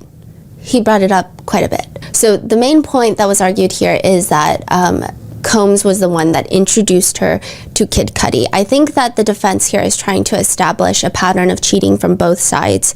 I think it also probably connects to the fact that Sean Combs had hired Alex Fine as her personal trainer and then they ended up getting married. Again, I think every single person is going to have a different reaction to this. That's the point that the defense is trying to establish from the court's perspective. Like being in the courtroom, that was the perspective. They also bring up the fact that she was in South Africa filming a movie called Honey 3, and that's when she started dating Michael B. Jordan. And that she had another brief relationship with someone who was an NBA star. She doesn't know if he still is. Yeah. Estevao brings up another celebrity. He found out that you were dancing with another person in the entertainment industry and was upset and took your phone, right? I honestly don't know. Do you remember the occasion when he suspected of you dancing with Chris Brown? I do. Oh. Which, side note, weird connection, Mark Garagos was Chris Brown's attorney during the incident with Rihanna, and he is technically a long-term attorney for Sean Combs. So, just like random attorney connection. I do, but I was not. He thought you were, right? I don't know. Defense Exhibit 1303A is received into evidence. Estevao leans towards the podium. I'll read Mr. Combs' message. Can I not get a chance to make things right? It seems like you're blaming everything on me. It's like you have anger to me. I haven't taken care of you. Cassie responds, I'm not running around telling our business, but my family knows because I need their support right now. You took care of me materialistically, not where I needed it. I have lived in this bubble by myself for too long. I'm too dope. You may not be happy, but maybe it's because you surround yourself with people that always take from you. I don't need you taking care of Kim, Sarah, and Gina. I needed to love you and put me first. I just don't trust anymore. The last shot put the nail in the coffin. I promised myself I wouldn't be with you anymore if you did that to me again. You lied to me. When I think to Burning Man a year ago, all the things I found out that you paid for and continued happening, I just love myself more. I'm not blaming you. Maybe I didn't try, but you wanted me to be a machine and forgive you every time, and she never went away. When you're talking about the last shot putting the nail in the coffin, that she never went away, you're talking about Gina, right? I would think so. Combs is slowly nodding his head during this line of questioning. Now, Cassie was really collected for like her 12-hour cross-examination. There are parts where she would be waiting and awkwardly kind of smiling at Estevao. She seemed very genuine. Like, she wasn't like throwing daggers at Estevao. When it was quiet, she would just kind of awkwardly sit there and smile. At one point, Estevao asks her if a personal assistant ever came into the hotel room during a freak-off. Cassie's like, to my knowledge, they set up and helped clean up after freak-offs. I don't know if they ever came in during. You would remember if an employee came into the room while you were in the middle of a session with an escort, right? Maybe, I don't know. I was high as well. I had my privacy invaded quite a bit while I was in that relationship, so I can imagine. So a lot of people, especially after seeing Dawn Richard's cross, a lot of people think that Cassie held her own during the cross-examination. Regardless of like what netizens, I guess, feel about her, yeah, she was very good at answering questions genuinely and not getting bulldozed. Later, Cassie mentions that she's not a huge going out type of person. You've never been a huge going out person? No. Personally liked it? No. But you did a lot of it. I did. In fact, you were paid handsomely for it, right? Yes. And you spent a lot of time in clubs. Yeah, too much. There's another ridiculous incident where Estevao is just reading off messages.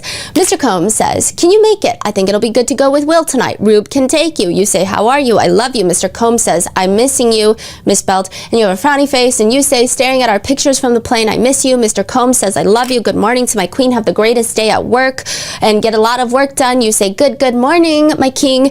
You mean everything to me with extra E's and O's. And Prosecutor Johnson stands up. Your Honor, is there a question coming?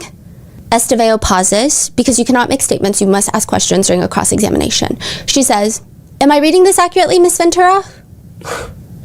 I'm just waiting to find out what you want me to answer. Am I reading this accurately? I believe so. You're just reading it. And then you respond, I will have the greatest day of my life until you're back home, right? Yeah, I can see that. Cassie's cousin was in the row in front of us, so her attorneys, and then you had Alex Fine, her brother, and her cousin. I could see her face pretty clearly, and I wrote this down. We observed that whenever Cassie had these slightly smarter responses to Estevao, her cousin would smile up at her. Like, most of the time she was not smiling. There was one time where she was sitting down and we made awkward eye contact and she smiled, but they were like not interacting with the press. Like, they were very focused on like not even looking at us, right? But she was like smiling at Cassie with all these smart moments. It was like a very interesting smile. I don't know, but it gave me one of those moments of like stand your ground smile. Yeah, that's what it felt like to us. Estevao's cross is interesting. I will describe some of the body language. I think that she had a really hard job in the defense team, because I think whoever is cross-examining Cassie, first of all, they knew it had to be a woman, obviously, but whoever is doing it, they can't come off too aggressive. They can't come off too hostile.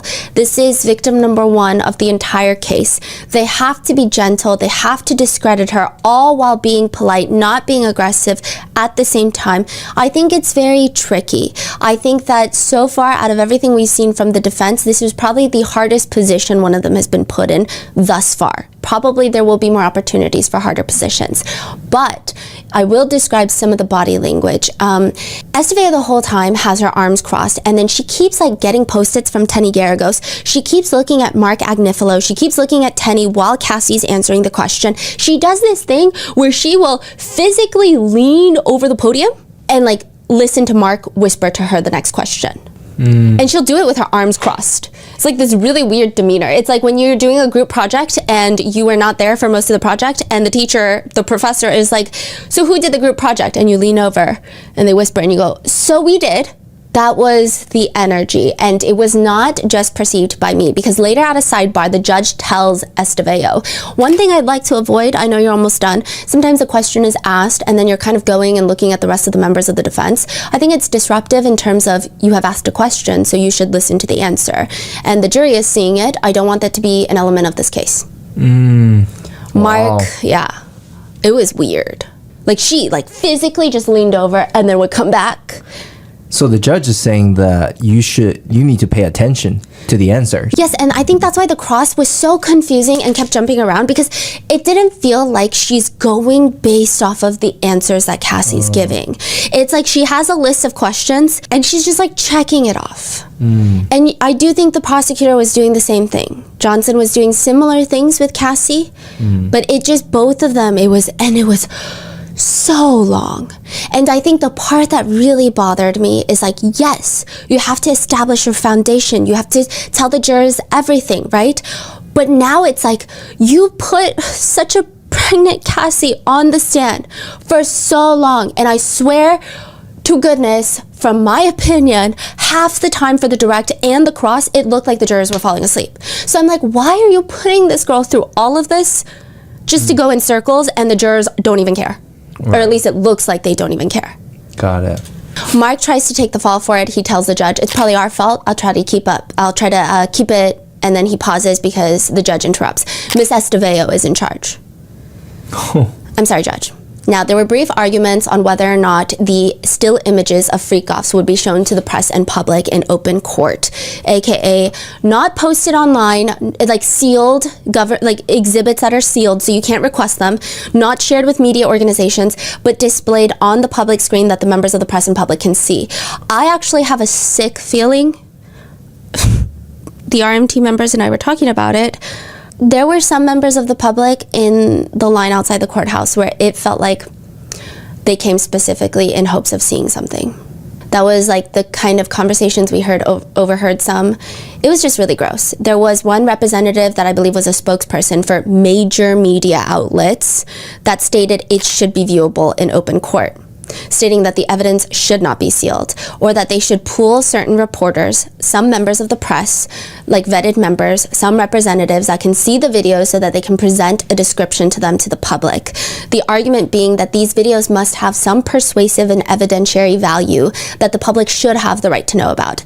Now, as a certified member of the press since 2 full minutes ago, I think these people are insane. I'm sorry, that's crazy to me. The fact that these like major publications are arguing that through a spokesperson, I get that justice needs to be served, and the argument being that it probably has some evidentiary value. Yeah, but also just like, no. Cassie is already explaining and giving descriptions. I don't know why providing pictures to any members of any select group of press, no matter how reputable the publisher, the network, it just feels unnecessarily cruel for the sake of, quote, journalism. The spokesperson argues the New York Times and the Wash Post and the Wall Street Journal are not interested in reporting anything salacious. They want to be able, however, to report that this was shown to the jury, and here in a very discreet and appropriate and mature way is what they show. There's no different than any other trial, Your Honor, so we do strongly object to the total sealing of the exhibits. We think they should be shown to the press and the public. We're not asking for copies. We do understand the serious privacy concerns. We ask the court to try and craft something that not only has the privacy concerns considered, but the very strong First Amendment access right considered as well. To which the prosecutor, Comey, she later states to the judge, the core of the objection is that this was blackmail material that was used to victimize these women, used to convince them to do more or coerce them to do more of these acts, and showing them to anyone more than absolutely necessary would feed into that victimization, would re-victimize them, and would unnecessarily humiliate them. We have now heard vivid testimonies about how humiliating one victim found all these incidents to be, and in our view, in our victims' counsel's view, it is absolutely unnecessary and unwarranted to show them to anyone outside of the jury and the parties, which the judge thankfully agrees. Yeah, I don't know why that like really irked me. I was like fuming in the courtroom. I was like, I know I'm not supposed to make reactions, but I want to stand up, which okay, during another break, without the presence of the jurors or Cassie, the judge asks Estevao how much longer she needs. Mark Agnifilo stands up and he says, I was told that I would be the one to fall on the sword. I think that's my role at this trial. I think we're definitely going to finish this week. I think it's going to be all day tomorrow. We're going to do everything that we can. The judge is not happy because for months they have been talking about how Cassie needs to be off the stand by the end of the week. Finish, cross, redirect everything by Friday. No questions asked. You recognize that as the exact opposite of what I was told yesterday in this courtroom? Does he sound upset about this? Yeah, he's like, you do recognize that this is the exact opposite of what I told you in this courtroom. Like what I was told yesterday in this courtroom. And he's looking at them like, explain yourself right now. So they're saying we need more time. Yeah, and Mark is like, yes, that's why there's a sword that I must fall on. It's a lot of material to go through. It's the most important witness in this case. We're trying to do it very quickly. The judge is like, this was the subject of discussion for, I don't even think it's weeks. I think it's months that this witness needed to be off the stand by the end of the week. So what happened? I never understood that. I understood. The government asks, our direct took less than 2 days, probably a day and a half, and we would ask that the court exercise its discretion under Rule 611, aka avoid wasting time and make procedures effective for determining the truth. Under Rule 611, to limit the cross-examination to the length of the direct. Mark says, one thing I want to point out is the government chose to call 2 witnesses before this witness, which took up a great deal of time. So I don't know that this artificial deadline of the end of the week, end of day, Friday, should be held against us. They chose not to call her first. That wasn't our choice. So we're going to do everything we can, but it's a critically important witness. Prosecutor Comey pops up. As he knows, and as we told defense counsel, the first 2 witnesses had scheduling issues and were not going to be available to testify otherwise. The judge is not moved by the defense. It was the understanding of everyone that this witness would be off the stand by the end of the week. Direct took a day and a half, so the defense will have a day and a half. He also notes, Ms. Esteveo, you have a witness who is being responsive to your questions, the questions you're asking. This is not the kind of witness that is fighting you on every single question that you're asking. Mark Agnifilo says, now it's starting to feel a little strategic on the government's part to kind of pen us in to only having a day and a half or 2 days for cross. It's not uncommon for cross to be 3-4 hours longer or shorter than one estimates. The judge snaps a bit. In what universe did you not understand that this was important, given that it was in the numerous filings and discussed amongst the parties several times? When was this taking place? In the middle. Like the jurors and the witness would be gone, and just like in open court, they have these discussions. Like so a it's midday break type of thing? Yeah, they'll have like a few breaks, and then they'll have lunch. But then even for lunch, they'll send the jury, they'll send the witness out, and then they'll continue talking. You know, and then afterwards they have a few more breaks. Yeah.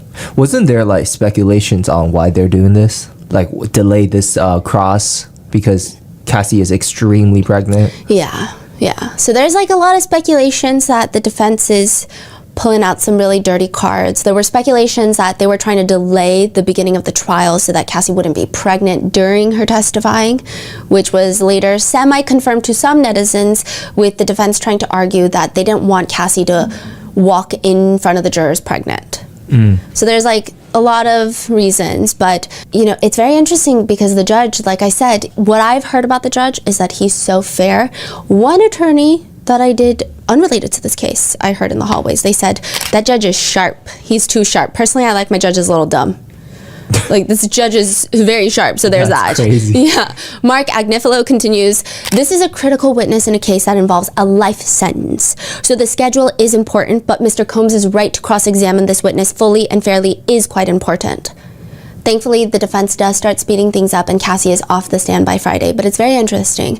The judge even says, I thought it was pretty clear that if issues are to be raised before the jury comes in, they need to be raised with the court in advance, and I've been very lenient. There have been letters that have come in at 3 a.m. I've come in early so I can make sure that I have a handle on the issues before we get here because the jury has been so prompt. Even later, or earlier in that day, when the jurors come in for the first time in the morning, he apologizes every time. Welcome back, members of the jury. I'm only 5 minutes late today. So his tone of voice, he's so compassionate with jurors and witnesses. You were here early, as usual, so I apologize for our lateness, but we are making a couple minutes of progress. We will keep working on it on our end. Just so nice. During the direct, so this is with the prosecutors, Cassie explains that she had started freaking out at one moment in the timeline because she was texting Sean, I need you to call me ASAP. Sean's responding, I called, pick up, when did he say he saw it, how long ago, ask him what did the room look like, etc. Girl, you need to act like you need to get this info. So Cassie's explaining, I was in Atlantic City hosting a party with new management company. While we were out, somebody that I was working with mentioned that they had seen a sexually explicit video of me, and immediately my thoughts went to a freak-off video, so I reached out to Sean. Combs is texting her, you gotta tell him this is your life and this is serious. Ask him, who kid, bring it up. So that's a DJ. Did he say, hey, look, I got this video with Cassie? The natural question Sujin would have asked is, how did he get the footage and what is he planning on doing with it? You gotta tell him this is your life and this is serious. Wait, so Cassie called Sean saying that, hey, somebody mentioned a tape. Yes. Sean was like, call him, ask him, this is my life, do something right now. But he's saying, you tell him this is your life. You got to do something about this. But he's putting pressure on her for sure. Now, Esteveo brings that moment back up. You said on your direct that you had learned from Sujin that there was potentially a recording of you out there, right? Who's Sujin? Is part of the new management company. Oh, okay. I think, yeah. And you were concerned about it because you thought it may have been one of the freak-off videos. Correct. And you at some point were with Sujin and you asked him about the video, right? Yes. And you suggested on your direct that Mr. Combs was encouraging you to get to the bottom of it with Sujin, correct? Yes. Which later it's revealed that Cassie even asked Sean if they should take Sujin hostage. They play an audio clip, a recording that Cassie took herself. A lot of people were shocked by the audio clip. I think in the courtroom there was definitely a heavier impact because, when you're sitting there all day just listening and then you see some random bubbles of text messages here and there and it's 7 hours in and then all of a sudden you hear an audio clip, it's going to be a lot more memorable. It's going to feel a lot heavier of an emphasis because it's whoa, what's happening right now? But Can you set the scene for us in terms of what's going on in this audio recording? Where are you? I believe we're in Atlantic City. I just hosted a set of parties the night before. And you reviewed this audio recording this morning before taking the stand. I did, yes. In the recording, you hear Sujin asking Cassie to come to one of his events. He offers to pay her. Cassie says, you don't have to pay me for me to come. What I need to talk to you about is the video of me. Sujin reveals that he has it. And Cassie sounds genuinely heartbroken. She says, you have it? Why wouldn't you show me? And then she's like, I would have shown you if I had a video of you. Wait, what do you mean you have it? To me it sounds like he's either drunk or high. He's not cooperating. He's just like, ha ha ha. Like, honestly, it was frustrating to hear because it's like, and she sounds like she's getting progressively more anxious. She sounds heartbroken. Like, what do you mean you have it? And then now you're not showing me? And then he's just like, haha, yeah, because I never want to see it again. And she's like, no, you have to show me. And he's like, no. Later she expresses, no, I will kill you. I will cut you. I will bury you in the fucking dirt. I will kill you. And he will kill you again. And I'm going to kill you because you're fucking with me in my life right now. I'm going to fuck you and I'm going to kill you and it's not going to be me. There's not going to be blood on my hands. It was not, I see some people describing it as menacing in a tone that we've never heard Cassie before.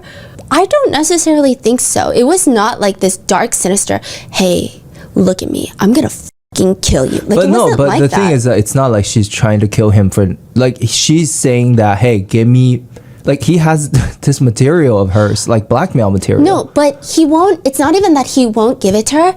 It's like she's talking to a wall. Like, they're not communicating. Like, he's like, I have it, nah, blah, blah, blah. Like, it's like, imagine you're talking to someone, the world is about to blow up, and they're like, hi. And she's just like, I'm gonna fucking kill you. Like, I'm gonna kill you, I'm gonna bury you. That's her tone. That's the tone that she uses. Yeah.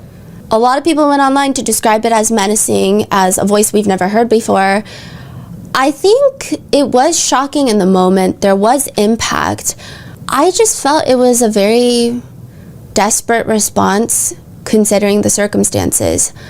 I think it was one of those moments where it's like, okay, God forbid a woman try to protect herself from having explicit videos of her circulating. Like, it just was kind of like, wait, what do you want women to do? You just want us to like lay down and get shot and take it? I'm so very confused. Nicely, politely ask, can you please show me this video, please? Could I pretty please have it? And if you don't say yes, I'll just go back and cry in the corner. Like, it was just weird. I don't think anything she said was particularly vile or scary. Like, she didn't, honestly, but also, she didn't like, even sound scary. Context and like situational awareness. Like, if people were in that situation, I think people would have said bigger things, worse things. Yeah.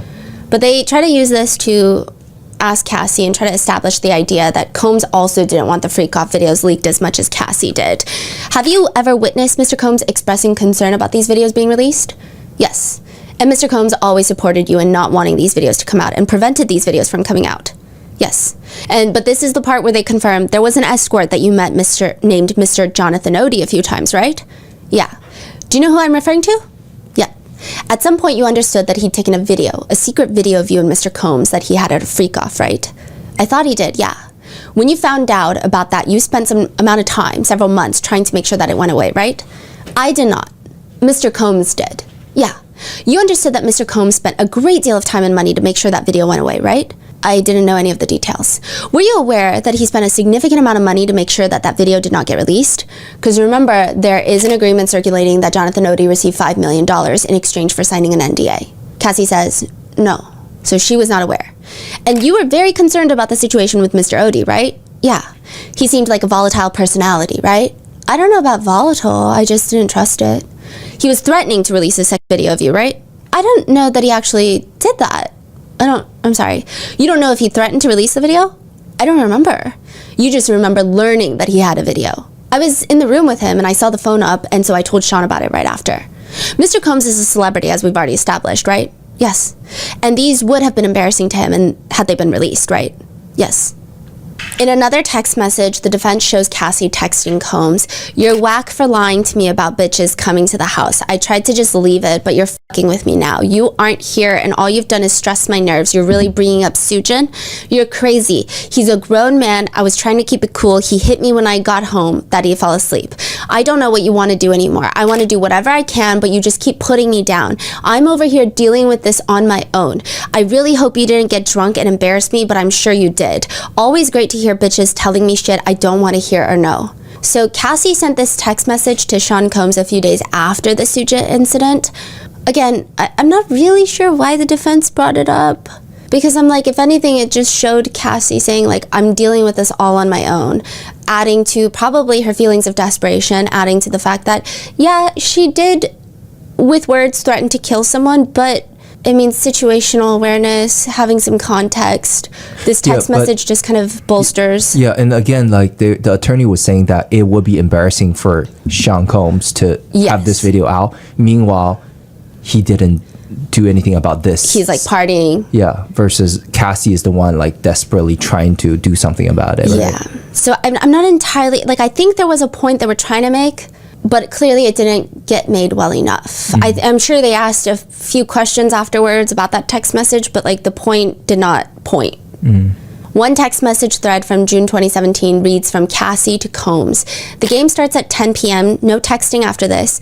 Create a character that you will be that is nothing like who you really are, and so will I. Different name, different occupation, different style of dress, different background story. We cannot break character until 8 a.m. When you see me, I am no one you have ever met before. I'm not Cassie, and you're not Sean, Puff, Diddy, Mr. C, etc. LOL. Example, pilot, doctor, author, professor, or whatever you decide. We do not know each other. Then it goes on with this game." So the whole purpose of this game, Cassie explains, is that she just wanted to rekindle the romance. I think the defense is trying to establish, they're trying to say that maybe this is her proposing something else to rekindle their relationship, and it seems like they're trying to connect it with freak-offs, as like they're a very experimental couple, is I think the vibe that they're trying to set. There's another text message thread that's entered into evidence from 2012. Sean texts Cassie, "What do you want to do tonight?" "I don't know. What are the options? Am I meeting you in the Hamptons, or will we be in the city?" "In city, whatever your heart desires." "Well, I get in kind of late. We can just go to bed. You'll probably be tired." "I doubt that. I'm going to sleep on the plane. LOL. So what do you want to do, woman? And no, I'm not asking you to FO. I want to know what you want to do. Get something to eat, smoke, take a walk." He says that there's a party tonight. I'm horny as fuck also, but the way, and please sleep on the plane, smiley face, and it looks like I have off tomorrow and I need some Valium, which there's a pack in my top drawer. She doesn't respond. He texts, "Hello?" This part, I think it's intriguing. Cassie likes to eat, smoke, take a walk. I feel like Sean is always texting her that he's horny. Yeah. Like all the text messages. I feel like I have not seen many text messages where there's a lot of depth in their conversations, or at least both ways. She tells him where the pills are, and she just briefly says, "Let's go out and have some carefree fun. We will play it by ear. When are you on your period? What's carefree fun?" I'm skipping it, just taking it as it comes. "Are you on it now?" "No." "Good. Are you horny?" "Yes." "How horny?" "What you be thinking about when you're horny?" Cassie responds, "I think about the way you're on top of me and the way you look at me and talk to me like that. I love looking up at you and hearing you moan." He responds, "You like it when I moan. I'm a moan more for you, just for you." "I love it, LOL. That's what I really think about. I love the way you talk to me when you're on top." She does not mention, "I love jumping into a gallon of baby oil in hotel rooms with strangers." She mentions her relationship with Mr. Combs, which she, again, said in the direct. One of my favorite times is when we FO'd and then we made love after. I also liked it when we made love before and then, it was just in the next room. Then he came in and I blindfolded you. She responds, "Yeah, I liked those times. I love it when we make love after. The last time was so good." I get the point that the defense is trying to make, but also I don't get the point that the defense is trying to make with these specific text messages. He even texts Cassie, "So what do you want to do, woman? I'm not asking you to FO." Again, it sounds like he knows that anytime he asks, maybe she has like a, "I don't really want to" type of reaction. Yeah. Mm-hmm. But the defense focuses on skipping the period. You tell him that you're skipping your period, right? Yes. And you're telling him that so you can plan a freak off, right? I don't know exactly what I was thinking then, but probably, yeah. Later messages show Sean asking Cassie, "I want you to tell me a new fantasy of how you want it next time. Would Dave turn you on?" "I don't know. I haven't even had time to think about it. I've been trying to think about you with a girl to get into that, and I think I'm starting to fantasize about that." Which, again, just, I think they're trying to prove that she's very promiscuous and loves these fantasies, but it was just kind of depressing. Like, she's saying, I'm trying to get into that. I think I'm starting to fantasize about that. In another thread that was entered in as a defense exhibit, so the defense is like, yeah, this one. Cassie texts Combs, how's the party? I'm horny and bored. I tip the cleaning ladies. Hope you don't mind. Hello? I need your D. Dying. I feel like I'm trapped. Estevao asks her. This was after a freak off. And when we go to the next page at the bottom, you say, I love you, had so much fun with you, I'm so happy, thank you. In another message from much later, so in 2017, Cassie texts Combe, please don't play victim if you can, go to our last messages. And then you say, that's all you wanted and that's why I was upset. I love our FOs, we both want it. Estevao asks Cassie, and that's how you felt at the time, that you loved freak offs when you were both into it, correct? I would say that loving freak-offs were just words at this point. Well, those were words that you said to Mr. Combs, correct? Those are texts, yes. In this text message, Mr. Combs says to you, I want to freak off right now. How do you respond? LOL, me too. Well, I want to have fun with you. That's you telling Mr. Combs that you want to have a freak off right now, correct? That is me agreeing to it in the first message, and the second one is me establishing I want to have fun with him. Mr. Combs texts you, let me know if you want to have a light night. Jules is available, FYI. Jules is an escort. If not into that, no problem. We can just do our own thing, me and you. Just want to know for hotel purposes. Love you. Cassie responds, love you. Which I guess the point that Estevao is trying to make here is that Cassie had a choice to the freak-offs because she asks her. By him saying Jules is available, that suggests to you that he wants to have a freak-off, correct? Correct. And he says, if you're not into that, no problem. That's what it says, yeah. And that was an invitation for you to respond yes or no, right? I suppose so. And the response you gave was, love you, right? Right, there was no yes or no. They read more of the messages. Comb texts, you didn't give me an answer. In response, Cassie says, I love you, Pop Pop. In another thread, they bring up a text message from Sean. I want us to have one of our nights. I found this new store. Dope. We'll drink a lot of water, don't overdo, but have us some freaky fun. Do I have your permission to set up? Cassie responds, yeah, but I'm ovulating. This part, it feels like, I don't know, some netizens felt like it kind of proves Cassie is always trying to avoid freak-offs. He responds to her ovulation comment with, that's good. We'll be extra careful and anyone else. If you're not super horny, WTF. Horny? Of course I am.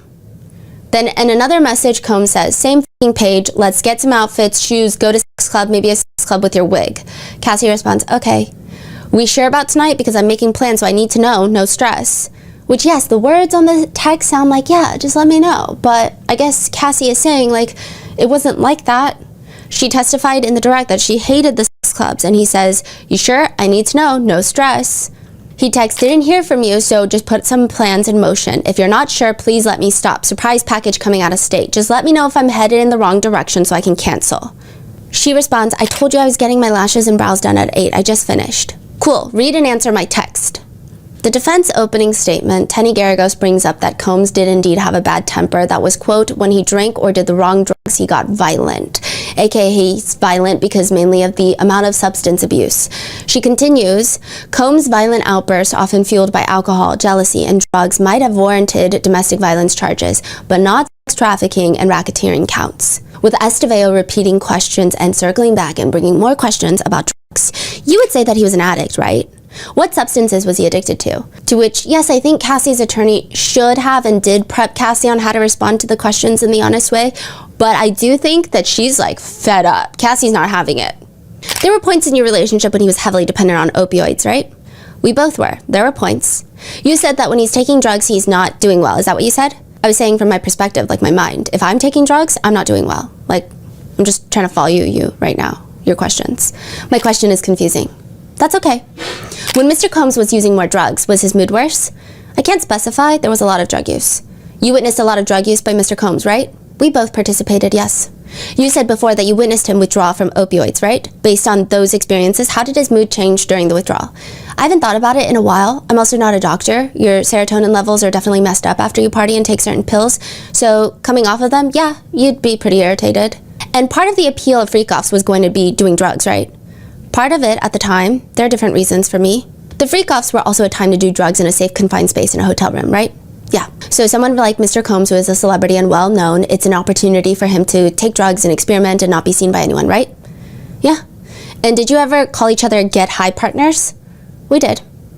Now, Cassie mentions that she always felt like Combs wanted her to do drugs with him, but if she ever did drugs with anybody else, he would get explosively angry.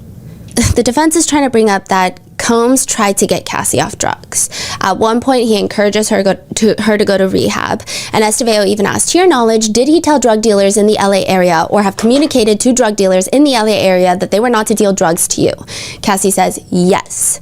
Now, side note, in the event of trying to establish that Combs is like, I don't know, maybe this really good guy that's trying to get Cassie, his beloved girlfriend, off of drugs, to me, I'm like, that's crazy. To reach out to drug dealers and tell them specifically, do not sell drugs to my girlfriend, is kind of crazy behavior.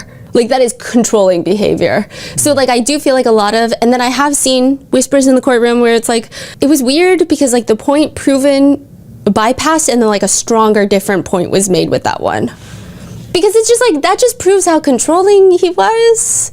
It doesn't come off like, oh, he's such a good caring boyfriend, which it felt like that's what the defense was trying to do. So it was just very confusing. You previously told the government that you believe that Mr. Combs was blackout for the Intercontinental event. Isn't that right? I believe he was intoxicated, yeah. You believed he was blackout, right? Everybody's definition of blackout is different. You use the word blackout. Sure. They bring up a text message that Cassie sends Combs after the Intercontinental Hotel incident. When you get fucked up in the wrong way, you always want to show me that you have the power and you knock me around. I'm not a rag doll, I'm someone's child. When you say, when you get f***ed up in the wrong way, you meant that he took too many drugs, right? I meant that he was out of control because of the amount of drugs that he had taken, right? And alcohol. He often combined drugs with alcohol, right? Yes, we both did. Do you remember when Mr. Combs overdosed in February 2012? Now, Cassie says something that has the internet kind of in a tailspin. Was that around the time Whitney Houston died? Yes. So there are speculations that there was this massive party and perhaps they all used the same like Hollywood drug dealers, and there's just some connections there. I don't want to get too deep into it without perhaps it becoming more pertinent to the case, but he had apparently overdosed and he went to a hospital. Other points argued by Estevao include asking, he was suggesting going to marriage counseling, couples counseling, correct? Maybe, I don't remember. Shortly after you started dating your now husband, right? Yeah, it just seems like they're trying to prove that Combs tried to make the relationship work, and a major point of contention for the defense is the R-word allegation from August of 2018, with Estevao asking, do you recall meeting with agents and prosecutors on November 30th, 2023? I could have, I don't remember the exact date. This would be the meeting shortly after the lawsuit that you filed. Do you recall that meeting? Yes. Is your testimony that you told the government that he was acting strangely at the dinner? I don't really remember that word. I don't remember that word. That's okay. In fact, do you remember that you told them that he seemed anxious? I don't remember saying that. They pull up the original government report that we do not get to see, but Estevao says, does this refresh your recollection as to whether or not you told the government agents that Mr. Combs was acting anxious and strangely that evening? It does, sort of. And you told them that you thought this behavior might be attributed to his bipolar disorder, right? You told prosecutors that you did not think that Mr. Combs was in his right mind because he didn't respond when you told him to stop. Is that correct?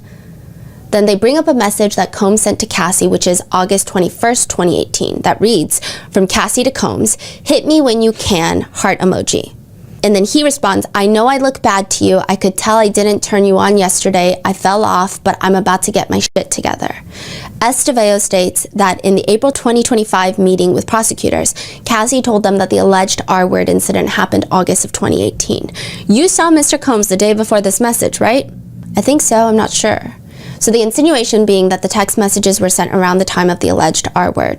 They bring up other texts from September 12th, 2018, where Cassie texts him, landed safe, how's yoga treating you? I'm assuming now it's safe to date, let me know. Good morning, I'm confused. Safe to date? What are you talking about? Side note, it's revealed that he was having a romantic relationship with his yoga partner, allegedly, and he texts Cassie back, what does yoga have to do with me? Hit me back, please, babe. Nothing, I hear you're dating. I didn't know. I'm on the beach walking with my dad right now. I'm not dating. Dating who? I'm not dating. Baby, I'm not dating, LOL. And no dates, no dinners, nothing, nobody. Okay. Who do you think I'm dating? I don't think I should even be bringing this up to you. Let's just leave it alone, all right? I actually need to stop even caring. Do you want to start dating? If you are, let's just talk about it. Estevao tries to establish to the jury that Sean was open to Cassie moving on and wanted to have a conversation if she was ready to date. At the end of the page, you wrote, "If you're in LA next week, maybe we can talk. I'm just trying to take care of myself now." So Estevao is confirming with Miss Ventura. Then another text message from September 26, 2018. So this would be a month after the alleged R word. "I don't want to have a conversation where you break up with me again." This is Sean to Cassie. "I need you to love me. I need to love you. I do love you. I would just prefer not being one of your girlfriends anymore. I need to hold you. Let's get up tomorrow night. I'll do studio from like 6:30 until 9:30. Can I hold you, or are you just going to break up with me some more? We already did that. Is that a yes? Can I hold you? We can embrace, LOL. LOL, good to know that you still have a sense of humor. I can't wait to see you, Cassie. I can't wait to see you too. Yay. I wasn't trying to upset you. I promise I'm not being mean. I'm embracing my sanity. People have access, and just showing up to the house really has me fucked up. Had me fucked up. We don't even have to talk about it. That's just not what I need right now. Right? If I can't know where you live, that's too far for me. If you want to be away from me like that, we don't have to deal with each other on any level. That's too far for me. Live your life. Whatever you need will be done as promised. That's too far. I don't know what to say. I'm choosing my sanity over everything. Today would be the first time we're seeing each other in person in a long time. I'm so peaceful right now. I want to keep it. I'm finally sleeping well and gained weight. I don't think you understand how those two small things have made the hugest difference." Estevao looks at Cassie. "And you don't say anything to the effect of, the last time we saw each other, you raped me, right?" "Right. In fact, you're saying that you want to keep the peace, right?" "Yep." And he responds, "I respect your sanity. It's best we keep it moving. I'm not a stalker. No beef. I'm clearer than ever. I don't want to link. Focus on you and your sanity. I'm good. Love." Combs is like reading the messages so intently. Like he's never seen this before. I'm like, "Sir, you sent these." Like he's like really reading it. Like he looks like he's about to kiss the evidence screen. So this is clearly a very important moment. "And you said you were really looking forward to that hug. But okay, right?" "Right. And you wanted to hug him at that point, right?" "Yep." So the defense argues that September 27, 2018, Cassie sees Combs, and we don't know what they showed to refresh Cassie's recollection, but Estevao says, "And when you saw him that night, did you have sexual activity with him?" "I did." So Cassie did mention during her direct that she was R-worded August, and then she did have another encounter with him where she did consent. "And that night when you were having intercourse with him, did you receive a FaceTime call?" "I did." "And did you answer that call?" "No." "Did you recognize the caller ID to be your now husband?" So at this point, she and Alex Fine were dating. "I did." "And Mr. Combs noticed this call, right?" "Yep." "And he noticed the name that was, or the alias that was popping up on your phone, right?" "Yep." "And this was in the middle of your evening with Mr. Combs?" "Correct." "During which you were having intercourse, right?" "Yeah." "Was it actually in the middle of intercourse that you received this call?" "We were together. I don't know if it's actually in the middle of intercourse that I received the call." "And your now husband didn't know that you were with Mr. Combs at the time, correct?" "I don't know what he knew at that point. I don't know." "You were seeing him at the time, right?" "Yes." "At the time that you had this evening with Mr. Combs?" "Yes." "After this incident, your now husband learned about your evening with Mr. Combs, right?" "At a point, but I don't know." "You didn't answer his FaceTime call that evening, right?" "I did not." "Did he find out after that evening that you didn't answer his FaceTime call because you were with Mr. Combs?" "Objection." "You told your now husband that Mr. Combs R-worded you, didn't you?" "I did." "That evening, right?" "That evening? In September?" "No, that wasn't the evening when I was R-worded. Your husband punched a wall at a certain point, right?" "He did." "When he learned that you were still having intercourse with Mr. Combs, right? When you informed him that Mr. Combs R-worded you, correct?" "Yes, I think. I don't remember exactly when that was." "Your husband learned of your sexual intercourse with Mr. Combs, right?" "Right." "And you told him that Mr. Combs R-worded you, right?" "Right." "And when your husband learned about it, he punched a wall, right?" "I believe so."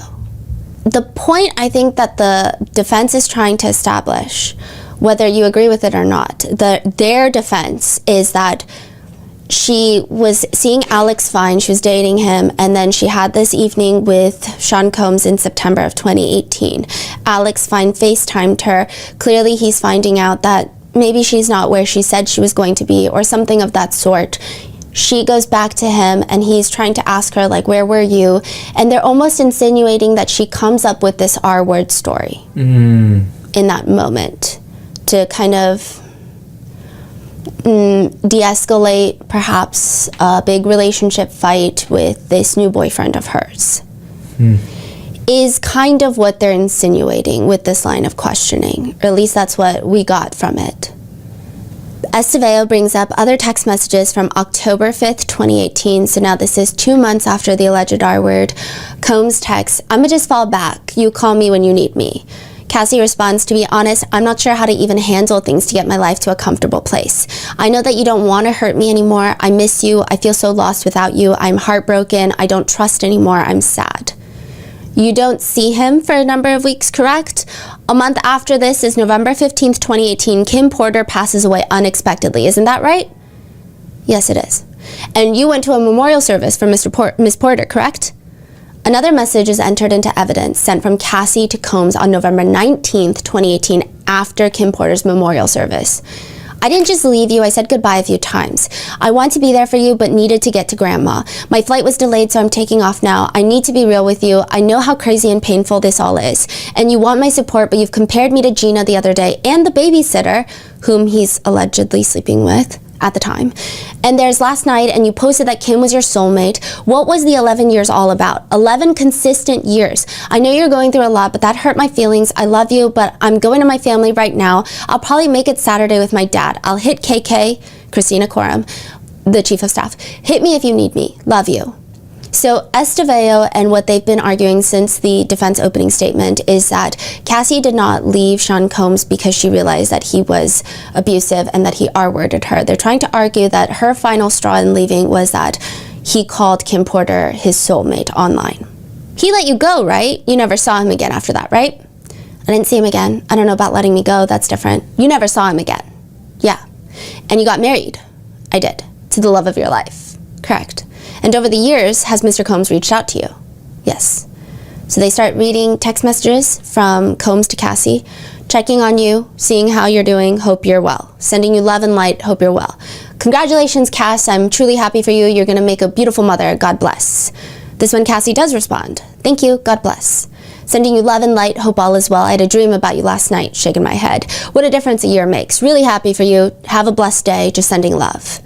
Later, he sends another one. "Congratulations, I'm really happy for you. I know you're so happy. You deserve it. Love." Then in March 2020, he texts, "Miss my best friend. Hope you are well. Frankie is so beautiful. Love." "Miss you too, and thank you. Hope you're taking care of yourself and the family as well." Thank you so much for responding. It really means a lot, more than you know. I'm so happy for you. The kids are good. Mom is good. I hope your family is well also. I miss you guys. Sending you nothing but love and light always. Please know I'm always here if you need me. Cassie responds, I've been reflecting a lot, like a lot. The turns of life are so crazy, but I'm happy everyone is good. Please send my love to them, and if I can express anything, take care of you. I'm trying. Just had another operation. This is going to be my last. LOL. Not entirely sure what that is referring to. It has definitely been rough without your friendship. I pray for a day that I can sit down with you and let you know all the things I've reflected on. You were there for me throughout everything. You were my ride or die. I've got nothing but love for you always. My heart is filled with joy to know that you don't hate me, and I hope you're taking care of you also. I thank God for the time that we had together, and you're one of the greatest women in the world. Don't ever forget that, love. Sorry, I needed a second to gather my thoughts. The things you said blew my mind a bit. First, I don't hate you. I never have. I wouldn't be at this beautiful point in my life without having been with you. I definitely think of the day to sit down and just talk because I know that we need closure, understanding. What do you mean when you said, Estevao is asking Cassie, what do you mean when you said the things he said blew your mind a bit? I think those were honestly probably all the things I wanted to hear for a long time that I never did. Just being recognized as the greatest woman in the world, right? Not that part, just the message in general it was nice. And it was what you had been craving for a long time to hear from him, right? Before this, I don't think I was craving it then. You wanted a relationship previously. Yeah, in the relationship I was craving it. Because he shaped you in many ways after 11 years, right? Yeah, that's fair. Can you go to the bottom message, please? Mr. Combs says, tears of joy. I don't even know what to say, but I'll always love you, and one day I hope you can forgive me. I pray for the day we can have closure, but most important, talk. We're honestly lucky to be alive. We went hard. God was really watching over us. You deserve the world. I'm happy you found someone that loves you the way you deserve to be loved and respected. Please let me know when is a good time to get together, and I'll make myself available. Tell moms and pops I said hi. Please know I send this message with all respect for your marriage. Be well and never forget who you are. Love. She responds, we are honestly lucky to be alive. The defense tries to point out the timeline of the lawsuit. They state that it was filed November 2023, the month before Cassie and her husband moved into her parents' house in Connecticut with their kids. You moved into your parents' house in Connecticut because of financial issues, is that right? No, we were just moving to the East Coast and transitioning in my parents' home. Your husband is a physical trainer, is that right? He was at the time? He was. And your financial situation in October of 2023 was limited to the income your husband has as a physical trainer and whatever income you were able to make at the time, correct? Correct. Estevao goes on to ask if you could categorize her parents' house as modest compared to the mansion seen in the government exhibits, which is like a crazy statement. I assume that her parents' house is modest, but I think she really just wanted her to confirm it's modest. Cassie mentions that she was preparing for tour for January 2025. As soon as you agreed to settle your lawsuit against Mr. Combs in November 2024, you canceled this tour, right? I did. As soon as you saw that you were going to get $20 million, you canceled the tour because you didn't need it anymore, right? That wasn't the reason why. There is this one part that I do think, I would imagine if I were on the jury, which I'm not, obviously, but if I were on the jury, this probably would have alienated me from the defense. Estevao brings up, and I think that from what I could hear and gather, it irked a lot of people the wrong way, this part. Estevao says, your lawsuit in November 2023 that you testified about on direct, was that the first time that the term freak off ever became public, right? As far as you know? So far as I know, right? Besides the participants, I guess. From your perspective, what happened to Mr. Combs' career after your lawsuit? Objection, Your Honor. Overruled. From your perspective, what happened to Mr. Combs' career after your lawsuit? That's a lot. Fair to say that his career was ruined? Based on your understanding, when your lawsuit was publicized in November 2023, you understood that his career was ruined at that point, right? I could understand that, yeah. I guess it's like, regardless of the charges that Combs is facing right now, I think that hotel video alone, I don't know if people really care for his career. Like, no one cares for the longevity of his career after seeing the hotel video footage. Now, obviously, we cannot make judgment on the charges that he's on trial for right now. However, just that, people are like, why does Cassie need to care about his career after that hotel video? That hotel video alone should probably end someone's career. So they just didn't like, it was, a lot of people felt like it's giving, but the R-worder or the abuser is a young man with a bright future ahead of him, and you ruined that, right? It's like, yeah, but what about my life? That was the feeling. They also bring up that after the Intercontinental Hotel footage aired, she points out Cassie wrote, domestic violence is the issue. So she released a very simple Instagram statement, remember, after that footage? And in that statement, she writes, domestic violence is the issue. Yes, you wrote domestic violence is the issue. There was more than that, but yeah. So the point that they're trying to make, okay, if I'm being so honest, both me and our researchers wrote, what's the point? It just felt like it might have been better if they didn't even include this, because it's like, I mean, for that footage, yeah, domestic violence is a huge issue. I guess they were trying to point out, you didn't write sex trafficking as the issue.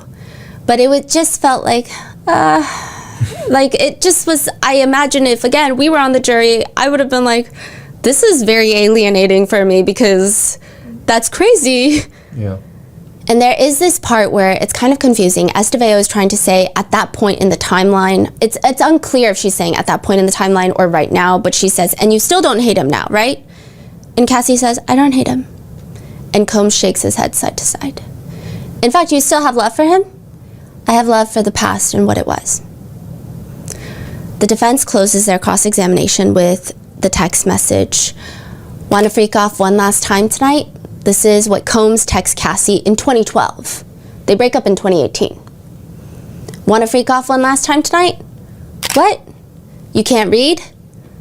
Cassie responds, I don't want to freak off for a last time. I want it to be the first time for the rest of our lives. Ana Esteveo says, I have no further questions. And she walks off the podium.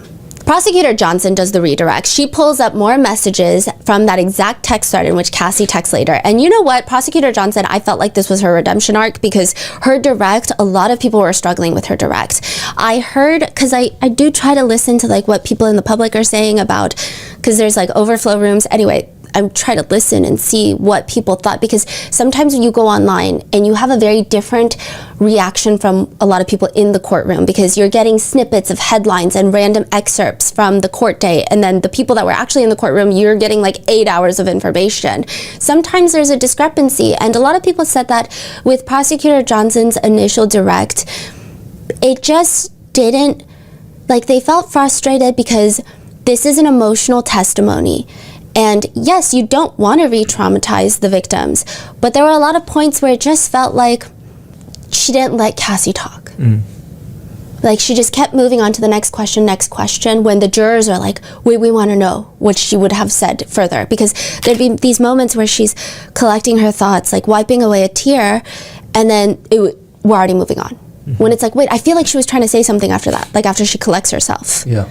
Now she comes in and she seems a little bit upset about the cross, okay? Because a lot of jurors are furiously taking notes when Johnson comes in for the redirect. Even Combs is taking notes on his pad on his lap. Her voice feels animated compared to the past 12 hours with Ana Esteveo, which, yeah. You say, I want to see you, but I'm emotional right now. I can't do one last time. I'd rather not at all. So that's context to the text message thread that the cross just ended with. Throughout your relationship with Sean, were there periods where Sean was kind and loving? Yeah. Did those periods ever last? No. What are some of the ways Sean's mood affected you? I mean, they affected my whole life, my career, how I felt about myself, my self-worth, yeah. Throughout your entire 11-year relationship with Sean, who did you want to have sex with? I wanted it to be with him, just him. Was there anyone else you wanted to have intimate relations with? Not at the time. Prosecutor Johnson also shows that in one of the texts that Cassie is expressing wanting to do freak-offs, Combs had texted her, you're supposed to be seducing me all day.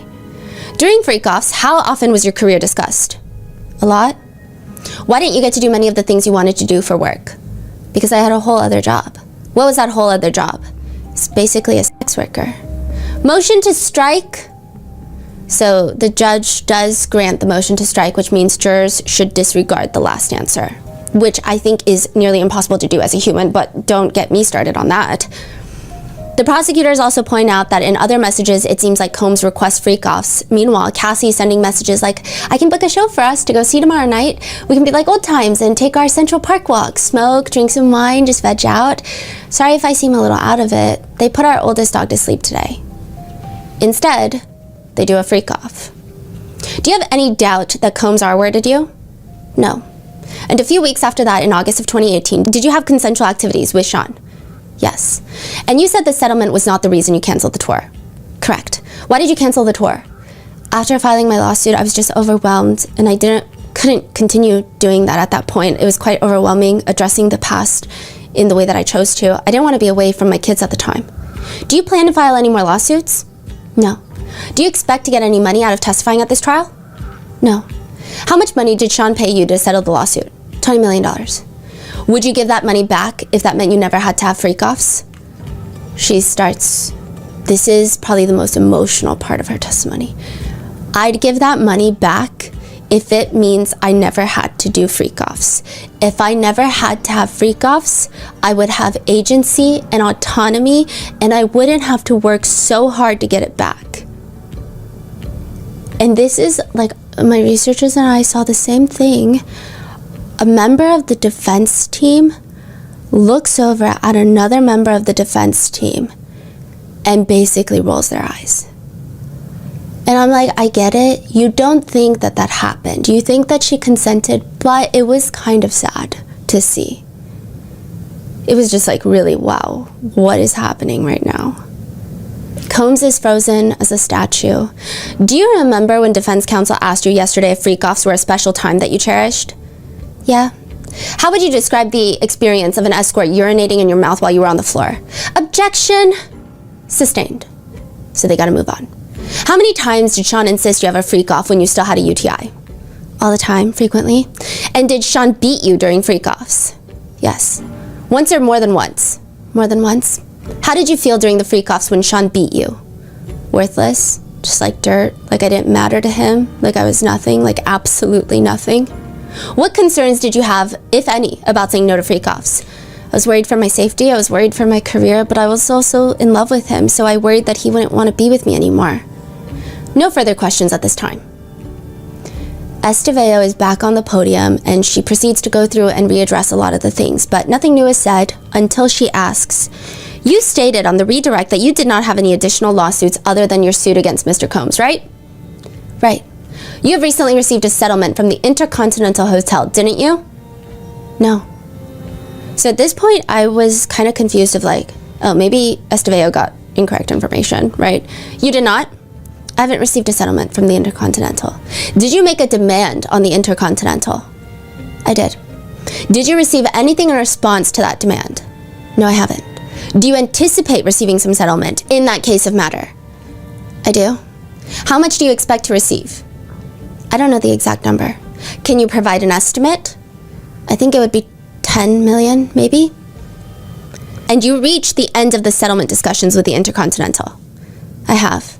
So you expect to receive 10 million from the Intercontinental, yes. Then Estevao has Cassie read the same message from earlier. This is going to be the last thing I ask you to read, which is her saying, I need to gather my thoughts. This is after the breakup. The things you said blew my mind a bit. First, I don't hate you. I never have. I wouldn't be at this beautiful point of my life without having been with you. I definitely think of the same day to sit down and just talk because I know we need closure and understanding. Okay, this is where I think there was a huge discrepancy between the internet and the courtroom. I think the internet, I'm like, no, it makes sense. Like, I would also sue the Intercontinental Hotel. Are you kidding? Like, your security guard came up, they took videos, look at my shiny shoes. They saw me with a black eye in the hotel. Like, it's in the footage, and then one of them was allegedly paid off to delete the footage. Yeah. I think it's so valid. Yeah, sue them for more money, right? I think, though, the way it was revealed in court, in the recross, like it was like a mic drop moment. And like the energy shifted in the courtroom and it felt like something that Cassie was trying to hide, even though I don't think that's the case. But the way that it was brought up made it feel like that in that moment. I do think that some of these big numbers also don't sit well with the jurors, is just what I've noticed. You know, this is a very large amount of life-changing money. Do we think she should sue for more? Probably a good chunk of us probably think, yeah, she should sue for a lot more, right? A lot of people were upset with the prosecutors about this because why did they not address it in the direct? So you're saying like, when the question was dropped, the jurors had a like energy shift or had a reaction. The whole courtroom. Everyone like. Public, press, everyone. It was like a, oh. Got it. Oh. But then it's like afterwards you get out and you're like, oh, yeah, duh, right? But in that moment it was like, Yeah. So like it almost like this should have been brought up way earlier. Yes. Okay. So that's why a lot of people are upset. It's not the fact that she sued them and got $10 million. It's the fact that it was revealed by the defense attorneys in the recross. If Prosecutor Johnson had brought it up in the direct and Cassie had time to explain, it's so easy for people to connect the dots of like, oh yeah, duh, we saw that footage. That was crazy. Yeah. But instead, the defense brought it up. Yeah. They took everybody off guard. They took Cassie off guard, and it made it seem like a dirty secret, even though technically it probably is not. In the redirect, Johnson just asks if she has any more pending lawsuits and or if she's expecting any financial benefit depending on the outcome of the trial. Those are all answered no. Estevao just has one last question for her recross, and it's, you just reached the settlement with the Intercontinental last week, right? I don't know if it was last week, but in the past month. Before your testimony today, right? Yeah. Estevao grabs her binder and she says, thank you. And she walks off the podium and she looks very upset. After that, the witness is off the stand. Cassie is walked away out of the courtroom with her husband, attorneys, brother, and cousin following after her. And after that, Sean Combs does prayer hands and hugs Anna Estevao. I think that there were a lot of moments where people in that courtroom, from what I could tell and from what I overheard some of the members of the public saying, they felt very frustrated with how the direct occurred with Cassie. They felt like it just did not do her justice. And then with the cross, the revealing of certain information just really didn't do her justice, and she didn't have that time to explain in the direct. And a lot of people felt like it's not like the direct was short.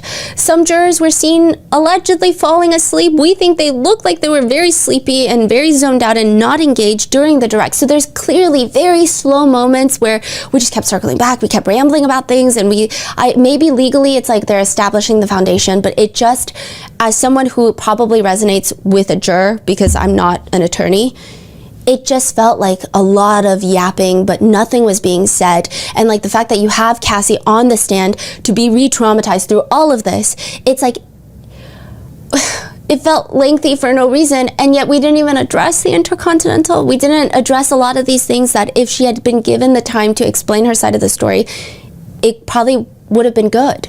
And a lot of people think that's why the internet is having the reaction it's having, because certain things she was not able to address in her direct at all. Outside the federal courthouse, Doug Wigter, the attorney for Cassie and Alex Fine, give a statement. Cassie and her husband's statement. Cassie says through her attorney, "This week has been incredibly challenging, yet profoundly empowering and healing for me. I hope that my testimony has provided strength and a voice to fellow survivors, encouraging others who have faced similar struggles to speak out and begin their healing process. For me, as I continue to heal, I find that I can recall more, and with each memory, I am reminded that I will never forget. I wish to extend my thanks to my family and advocates for their steadfast support, and I'm thankful for the kindness and encouragement I've received. I'm relieved to close this chapter of my life as I shift my focus to the conclusion of my pregnancy. I kindly request privacy for myself and my growing family." Cassie's husband, Alex, also made a statement through their attorney. "Over the past 5 days, the world has gotten to witness the strength and bravery of my wife freeing herself of her past. There has been speculation online surrounding how it must feel for me to sit there and listen to my wife's testimony. I have felt so many things sitting there. I have felt tremendous pride and overwhelming love for Cass. I felt profound anger that she has been subjected to sitting in front of a person who tried to break her. So to him and all of those who helped him along the way, please know this: you did not. You did not break her spirit, nor her smile that lights up every room. You did not break the soul of a mother who gives the best hugs and plays the silliest games with our little girls. You did not break the woman who has made me a better man. I did not save Cassie, as some have said. To say that is an insult to the years of painful work that my wife has done to save herself. Cassie saved Cassie. She alone broke free from abuse, coercion, violence, and threats. She did the work of fighting the demons that only a demon himself could have done to her. All I have done is love her as she has loved me. Her life is now surrounded by love, laughter, and our family. This horrific chapter is forever put behind us, and we will not be making additional statements. We appreciate all the love and support we have received, and we ask that you respect our privacy as we welcome our son into a world that is now safer because of his mom." And that is the final part of Cassie's testimony. But it's not really over, because they bring in Cassie's best friend. They bring in Dawn Richard, who testifies about some of the abuse that she saw Cassie go through. They bring in Cassie's mother. And they also, we have a pretty good inkling of like another thing that the defense is probably going to try to bring in because of a line of questioning during the cross. But that is where I leave you with today's episode. What are your thoughts? Let me know in the comments, and I will see you in the next one.